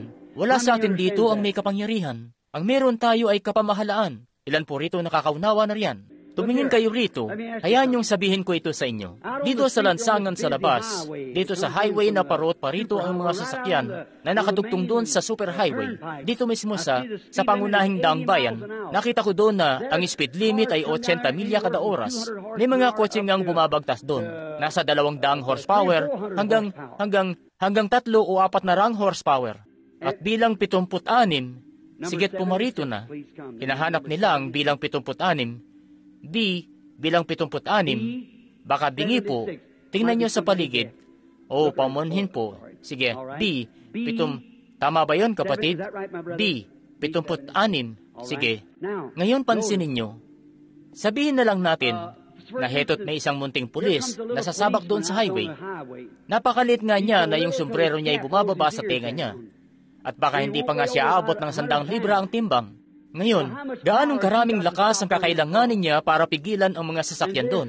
At ang ilan sa mga kotseng yun ay 3-3 o 4-4 ang pagkakahilera. Sadyang dagsa ang pagpasok nila sa highway, nasa 300 horsepower ang lakas ng bawat isa. Ni hindi nga niya kayang pigilan ang isang horsepower. At heto na yung mga sasakyan yon. Pero kung papaaninagin lang niya yung malaking tsapang yon, at itataas yung kamay na yon, kaya't marahil, wala nga siyang kapangyarihan, pero taglay naman niya ang kapamahalaan. Maririnig niyo ang langit-ngitan ng mga preno at pagsagadsad nila sa tagiliran at magsisihinto ang lahat. Bakit? Dahil siya'y nagtataglay ng kapamahalaan. Wala nga akong anumang kapangyarihan. Wala kayong anumang kapangyarihan. Pero taglay natin ang kapamahalaan. Amen. Ang tsapa ng pananampalataya na nakasabit sa salita, sinasampalatayanan ko ito. Ito ang katotohanan. Yun ang nagpapahinto. Kaya maaari na kayong maging porsigido. Yung munting pulis na yon, natitindig doon, natihipa ng munting silbato, at itataas niya ang kanyang kamay. Sinasabi ko nga sa inyo, lahat ay hihinto. Dahil nga sa kapamahalaan niya, naniwala siya. Ngayon, maniwala kayo, bawat isa sa inyo. Ngayon, kayo na nakatayo riyan. Ngayon, huwag kayong mapanghinaan ng loob. Kayo umupo lang dyan at sumulong, sabihin, Panginoon, walang nalalaman ng Ginoong ito tungkol sa akin. Tiyak ko yan. Kung makakapangusap siya para sabihin sa akin, ako'y sasampalataya ng buong puso ko. Ngayon, anong dapat nating malaman ngayon? Sino ang tagapagpagaling? Si Jesus Kristo. Tama ba yon? Bueno, ngayon, kung narito nga siya, ang tanging bagay na dapat nating gawin ay humiling lang sa Kanya. At siya ang dakilang saserdote na maaaring mahipot mahabag sa ating mga kahinaan. Tama ba? Sige, tapos, siya rin kahapon, ngayon at magpakailanman. Ngayon, siya ang dakilang saserdote. Papaano siya kumilos noon nung hipuin ng isang babae ang kanyang damit, 2,000 taon na ang nakararaan. Bumaling nga siya at sinabi doon sa babae kung ano ang suliranin sa kanya. At sinabi na ang pananampalataya niya ang nagpagaling sa kanya. Tama po ba? Bueno, siya pa rin hanggang ngayon. Kaya yun at yun ang magiging pagkilos dahil siya pa rin. Ngayon, handa na ba ang pila niyo para sa pananalangin? Ngayon, ito ang isang babaeng papakyat dito. Sa abot ng nalalaman ko, hindi ko pa siya nakikita kahit kailan. Ganap na estranghero siya sa akin. Sa abot ng nalalaman ko, kami estranghero sa isa't isa. Sinasabi niya na naroon siya sa mga pagtitipon ko noong 47 at 53. Pero 51 hanggang 53. Pero kung kilala nga kita ay hindi nga. Hindi. Kita nyo? Haya't ipagpalagay natin kung nakatagpo kita 1 o 2 linggo mula ngayon, marahil ay di pa rin kita makikilala. Marami ang nagpupunta sa mga pagtitipon. 10,000 na mula noon, kita nyo? At kaya hindi ko malalaman. Pero ang gusto ko ngang sabihin, kung kilala mo ako, ay kilala mo nga ako dahil nakadalo ka sa pagtitipon. Pero ang makilala kita, o malaman ko kung ano ang suliranin sa iyo, o kung ano-ano ang mga bagay na ginawa mo sa pagitan ng ngayon at noon, o bago ngayon, o anong nakaplano mong gawin, ay siyempre, di ko yun alam. Hindi nga.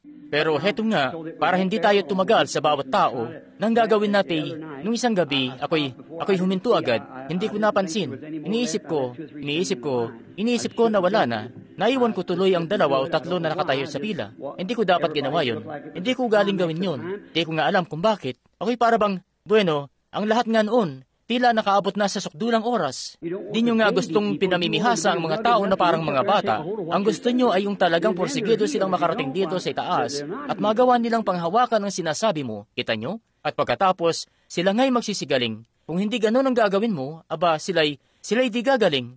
Ngayon, ang ginang purito, ito ang unang beses naming pagkikita. Ngayon, kung siya rin kahapon, ngayon at magpakailanman. Ngayon, kung tatayo siya rito sa ternong ito na ibinigay niya sa akin, gumamit ng mabuting tao para ibigay sa akin ang terno na ito. Ngayon, kung tatayo nga siya rito, suot-suot ang terno na ito, magagalingin ka ba niya? Hindi. Nagawa na kasi niya ito, kita mo? Siya ay nasugatan dahil sa ating pagsalangsang. Hindi ka nga niya pagagalingin pa. Ilan po nakakaalam na iyan ang katotohanan? Tapos nagawa na ito. Sa mga makasalanan dito, hindi ka nga niya ililigtas pa.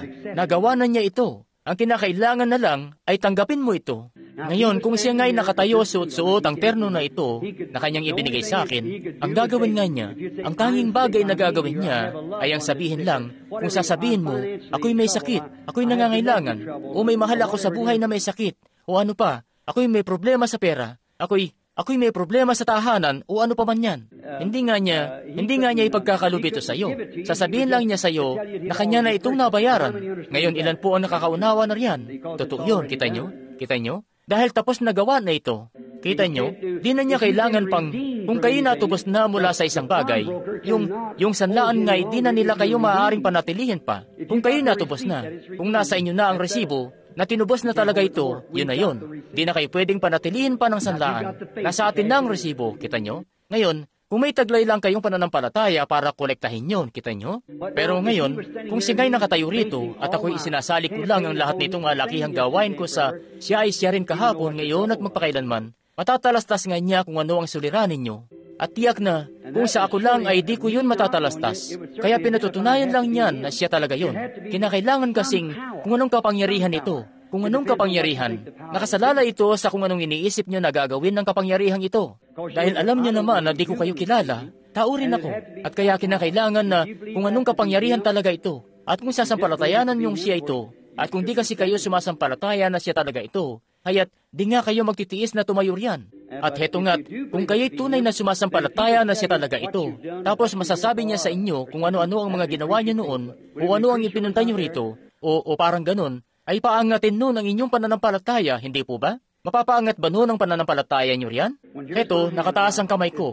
Sa abot ng nalalaman ko, hindi ko pa nakikita ang babaeng ito sa buong buhay ko. Isa lamang siya sa mga dumalo noon. O marahil pumila siya noon sa pila para sa pananalangin, o parang ganon, taon at taon na rin ang nakakaraan. Kung may naalala ba ako sa kanya, wala. Pero naway tulungan ako ng Diyos ngayon. Bilang kaloob, kita nyo, gaya ng mga ministro rito, alam nyo ito, kung narinig nyo na akong mangaral, hindi ako isang mangangaral. Wala akong edukasyon. Hindi ko matatawag ang sarili ko na isang mangangaral. Kaya't may ibang kalalakihan na mas may kakayahan na gawin yun ng higit sa akin. Pero ang kaloob ko nga'y nanggagaling sa Diyos, dahil siya'y iniibig ko, at heto nga't pinaniniwalaan ko ito. Ang mga kaloob at mga pagtawag ay hindi nagbabago. Ang mga ito ay tinalaga na nung una ng Diyos, na sa bawat salinlahi ito. Ang bahagi ko rito ay doon sa salita, na ito'y mabuhay uli, maging salita na kumikilala at tumatalos. Pagiging propeta na ipinangako ayon sa Malakias 4 na mangyayari sa panahong ito, ginagawa tayong ganap sa huling araw na ito. Ngayon, kung sabihin sa akin ng Panginoong Yesus, kung saan ang suliranin sa iyo, makasasampalataya ka ba na ako'y kanyang propeta o kanyang lingkod? Naway pagkaloob niya ito. Dumadanas ka ng kondisyon sa balat. May suliranin ka sa iyong balat. Tama. Ngayon, kung tama yun, itaas mo ang iyong kamay. Kita nyo? Kaya, ngayon nararamdaman ko na mula dyan sa kung saan, may nagsasabi, hinulaan lang niya yun. Ngayon, sandali lamang po. Hindi ko yun hinulaan, ginang. May iba, kita nyo? Sila'y, hindi nga kayo makapagtatago ng anumang kaisipan ngayon, kita nyo? Dahil siya'y narito na ngayon. At inilalagay ko ang bawat espiritu rito sa ilalim ng aking pamamahala, sa pangalan ni Yesus Kristo, kita nyo? Para sa ikaluluwalhati ng Diyos, hindi ko yun hinulaan. Isa yung kondisyon sa ugat. May kondisyon ka sa ugat na iyong bumabagabag sa iyo. Nananalangin ka rin sa isang mahal sa buhay, isang babae, manugang mo, at siya'y pinahihirapan ng sakit na epilepsy. Siya nga. Ngayon, hindi ko yun hinulaan. Siya nga. Sampalatayanan mo lamang ng buong puso mo. At sa iyong pagsampalataya, ay magaganap nga ito sa iyo. Sumasampalataya ako. Ako'y sumasampalataya nga. Kung ikaw rin na may makasasampalataya, mangyayari yun. Kita nyo? Di ko kayang pagalingin ito sa pananampalataya ko. Kinakailangan kasing mapagaling ito sa pananampalataya ng babae. Kita nyo? Kita nyo? Naunawaan naman. Kumusta po kayo? Kamamatay lang ng nanay ko, mga 2 taon pa lang ang nakararaan. At nung makita-kitang papalapit dito, gaya niyan, bumabalik sa akin ang mga alaala. Hindi ba't napakasama ko namang tao na tatayo ako rito, na inirepresenta ko si Yesus Kristo, at tapos manlilinlan lang? Napakateribling ang bagay kung gagawin ko ang isang bagay na gaya nun. Pero hindi ako manlilinlang, ako'y kanyang lingkod. At kung pahihintulutan ako ng Diyos sa pamamagitan ng kanyang biyaya, na malaman ko ang isang bagay tungkol sa iyo, bueno, sasampalataya ka ba na galing ito sa Diyos? Ngayon, para mapag-unawa ng mga tao, tumingin ka rito, kita mo? Yung isang espiritual na pagkilalang iyon ay lalong higit pa kaysa sa mangaral ako hanggang hating gabi. Sinabi nga noon ni Jesus, naramdaman ko na may umalis na bisa. Kung ganoon ang nangyari noon sa anak ng Diyos, gaano pa kaya sa akin na isang makasalanan? Kita nyo? Si Daniel nga'y nakakita noon ng isang pangitain na bagabag ang isip niya ng maraming araw. Ilan po ang nakakaalam nun? Siya nga, kita nyo, di nyo sukat maiisip ang biyaya na ipinagkaloob sa atin ng Diyos. Ngayon, ang ginang ay pinahihirapan ng sakit sa tiyan. May kung ano sa tiyan mo. Nakikinita kong napapaurong ka sa mesa. At dahil yun sa nervyos na naging dahilan kung bakit nagkagano ng tiyan mo, na di ka tuloy makatunaw ng pagkain. Peptic ulcer ito. Yun nga ito, sa tiyan. At ikaw ba'y nananampalataya na pagagalingin yan ng Diyos para sa iyo? Tinatanggap mo ba na magaling na ito? Sumampalataya ka na alisin na ito ng Diyos sa iyo. Pagpalain ka ng Diyos. Kumayo ka na, at naway ipagkaloob na ito sa iyo ng Panginoong Diyos. Real Reverend. How do you do? We are strangers to each other, I suppose. Our really first time meeting, is it? Taimtim lamang po. Kumusta ka? Di natin kakilala ang isa't isa sa palagay ko. Pinakauna nating pagkikita ito, hindi ba? Nakakadalo ka na sa mga pagtitipon, pero yung kilala kita mismo, hindi nga. Humihiling ka para sa sarili mo. Kung makasasampalataya ka, lilisanin ka ng arthritis na yan. Oo, nakaupo nga siya doon, nakayuko ang ulo, siya'y nananalangin, lilisanin ka na nito. Kung makasasampalataya ka lamang, ang asawa mong lalaki, sumasampalataya ka ba na magagawa ng Diyos na ihayag sa akin ang suliranin sa Kanya? Makasasampalataya ka ba na masasabi sa akin yun ng Diyos? Natutuwa ka nga na malamang siya'y gagaling mula doon. May problema ka sa prostate na bumabagabag sa iyo. Itaas mo ang iyong kamay. Hindi ko pa sila nakikita sa buong buhay ko. Sabihin niyo sa akin kung anong nahipon nila. Ngayon itanong niyo lang ang katanungan na yan. Ano kaya yung nahipon nila? Hindi ako nahipon nila. 30 talampakan ang layo nila sa akin. Pero nahipon nga nila ang dakilang saserdote. Kung ako'y estranghero at di kayo kilala, iwagayway niyo po ang kamay niyo ng pagganito. Kayo po na dalawang nakaupo rito. Kung ako'y iwagayway lang niyo ang kamay niyo ng pagganito. Kung ako'y estranghero sa inyo, kita niyo? Nakaupo lang kayo riyan kani-kanina at nananalangin lang yung babae, kita nyo? At siya'y nakatayo lamang dito. Bumaling gaya ng ginawa niya noon sa Biblia. Hindi ako ang bumaling. Siyang nagpabaling sa akin. Tingnan nyo, hindi ko nalalaman na magkakaganoon. Para pong itong mikropono rito, walang boses na lalabas dito kung walang magsasalita rito. Pero naririnig nyo nga ako rito sa mikroponong ito. Hindi po ba? Pero yung mismong mikropono ay hindi nga makakapagsalita sa sarili lang nito. Wala itong tinig. Hindi ko kakilala ang mga taong ito. Hindi pa rin ba ninyo napagtatanto na ito'y presensya mismo ng Diyos na ginagamit yon para ipakita sa inyo ang kanyang presensya? Sumulong na kayo. Ngayon, tayo nga'y di natin kilala ang isa't isa. Mas bata ka sa akin. Marahil ipinanganak tayo ng taon-taon ng pagitan at milya-milya ang layo. At narito nga tayo ngayon, nagkita sa unang pagkakataon. Ngayon, nung magpunta nga ito roon, ako isunod lamang doon. Isa itong liwanag, sinusubaybayan ko ito, kita mo? Ang Espiritu Santo ay isang liwanag, alam natin yan. Pero kung tutulungan nga ako ng Panginoong Yesus na malaman po ang problema sa iyo, sasampalataya ka ba na ako'y kanyang lingkod? At nang malaman mo na hindi ako ito, kundi siya ito, ako'y lingkod lamang niya, gaya nitong mikroponong ito. Ngayon, itong mesa rito ay bahagi lamang ng muebles ng bahay, pero hindi nga ito nilikha para magsalita. Patungan kasi ito ng Biblia ko. Hindi nga kaya ng mikropono na maging patungan ng Biblia ko. Boses ko ang dinadala nito. Bueno, may iba't ibang kaloob din sa iglesia.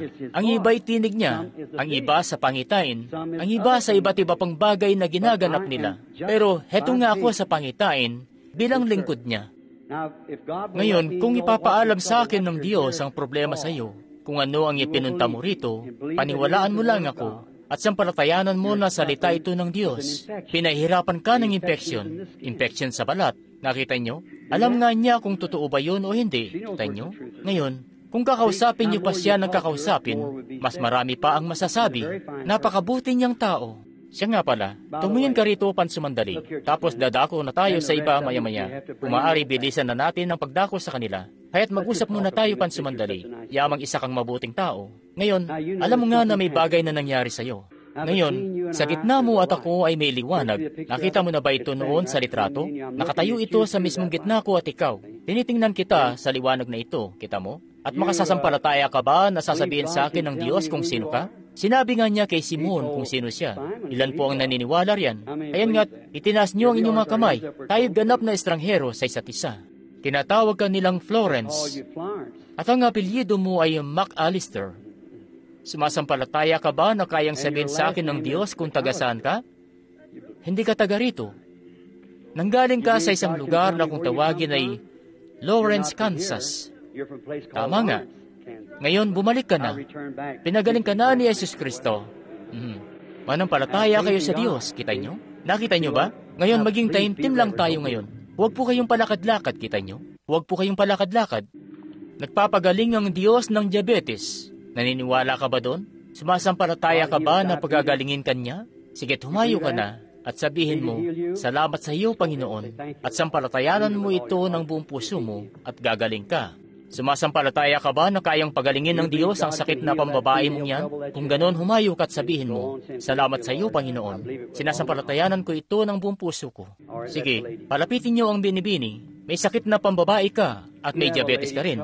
Sumasampalataya ka bang paigihin ng Diyos ang kalagayan mo? Sige't lumakad ka lang, sabihin mo, salamat sa iyo, Panginoon, at sampalatayanan mo ito ng buong puso mo ngayon.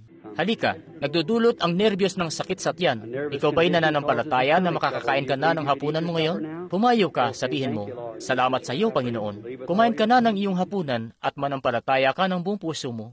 Nagpapagaling ang Diyos ng sakit sa puso. Ikaw ba'y sumasampalataya na pagagalingin niya yung sakit mong yan sa puso? Sige, humayo ka. Sampalatayanan mo ito at gagawin nga niya ito. Makikita mo kung makasasampalataya ka. Ano kaya kung wala akong sinabing ganong bagay sa iyo? Magpapakita lang ako ng pananampalataya na sa paniwala ko'y taglay mo naman. Papatungan ka lang ng kamay. Ikaw ba'y makasasampalataya na gagaling ka? Lumapit ka. Ikaw nga'y pinagaling na sa pagkasampa na pagkasampa mo riyan at taglay yon. Totoo nga yun. Halika. Ayun nga't nakikita ng lahat ng babaeng ito'y paika-ika, buong buhay na siyang ganyan. Pero may isa pang bagay sa iyo. Sakit sa tiyan na gumagambala sa iyo na gusto mong, sige po't lumakad ka lang. Sabihin mo, salamat sa iyo, Panginoon. Manampalataya ka ng buong puso mo at humayo ka at sampalatayanan lamang. Sumasampalataya ka bang pagagalingin ng Diyos ang arthritis na yan at paigihin ang pakiramdam mo at makakauwi ka na? Humayo ka na sinasampalatayanan ito ng buong puso mo. Ilan po riyan ang sumasampalataya? Lahat ba kayo? Eto nga isang lalaking nakaupo rito at nakatingin sa akin dito. Nakikita niyo ba yung liwanag na yun na nakapaibabaw sa lalaking yun dito? Ang totoo, ang bagay na bumabagabag sa kanya ay itong tungkol sa pagiging sobra niya sa timbang. Siya nga, itaas mo ang iyong kamay kung yun nga. Sumasampalataya ka ba na pagagalingin ka ng Diyos? Nakaupo sa tabi mo ang asawa mo. Makasasampalataya ka ba na kayang sabihin sa akin ng Diyos ang suliranin sa kanya? Sumasampalataya ka ba? Siya nga ba, binibini? Sumasampalataya ka ba na ako'y kanyang propeta, kanyang lingkod? Mistulang ang nabubulagan ng mga tao kapag sinasabi mong propeta. Nananampalataya ka na ako'y lingkod niya? Makasasampalataya ka ba na kayang sabihin sa akin ng Diyos kung anong suliranin sa iyo? Alta presyon, ikaw nga'y manampalataya lamang ng buong puso mo ngayon at lilisan na ito sa iyo dahil nananampalataya ka. Itong binatilyong itim na nakaupo rito sa pinakadulo ng upuan, marubdob siyang nagmamasid. Anong palagay mo sa bagay na ito, iho? Sumasampalataya ka ba na Diyos nga ito? Ikaw nga na nakaupo riyan. Ganun na lamang ka-interesado ang tingin mo sa akin. Hindi kita kakilala. Ika'y estranghero sa akin. Pero ikaw nga ay pinahihirapan ng kung anong suliranin.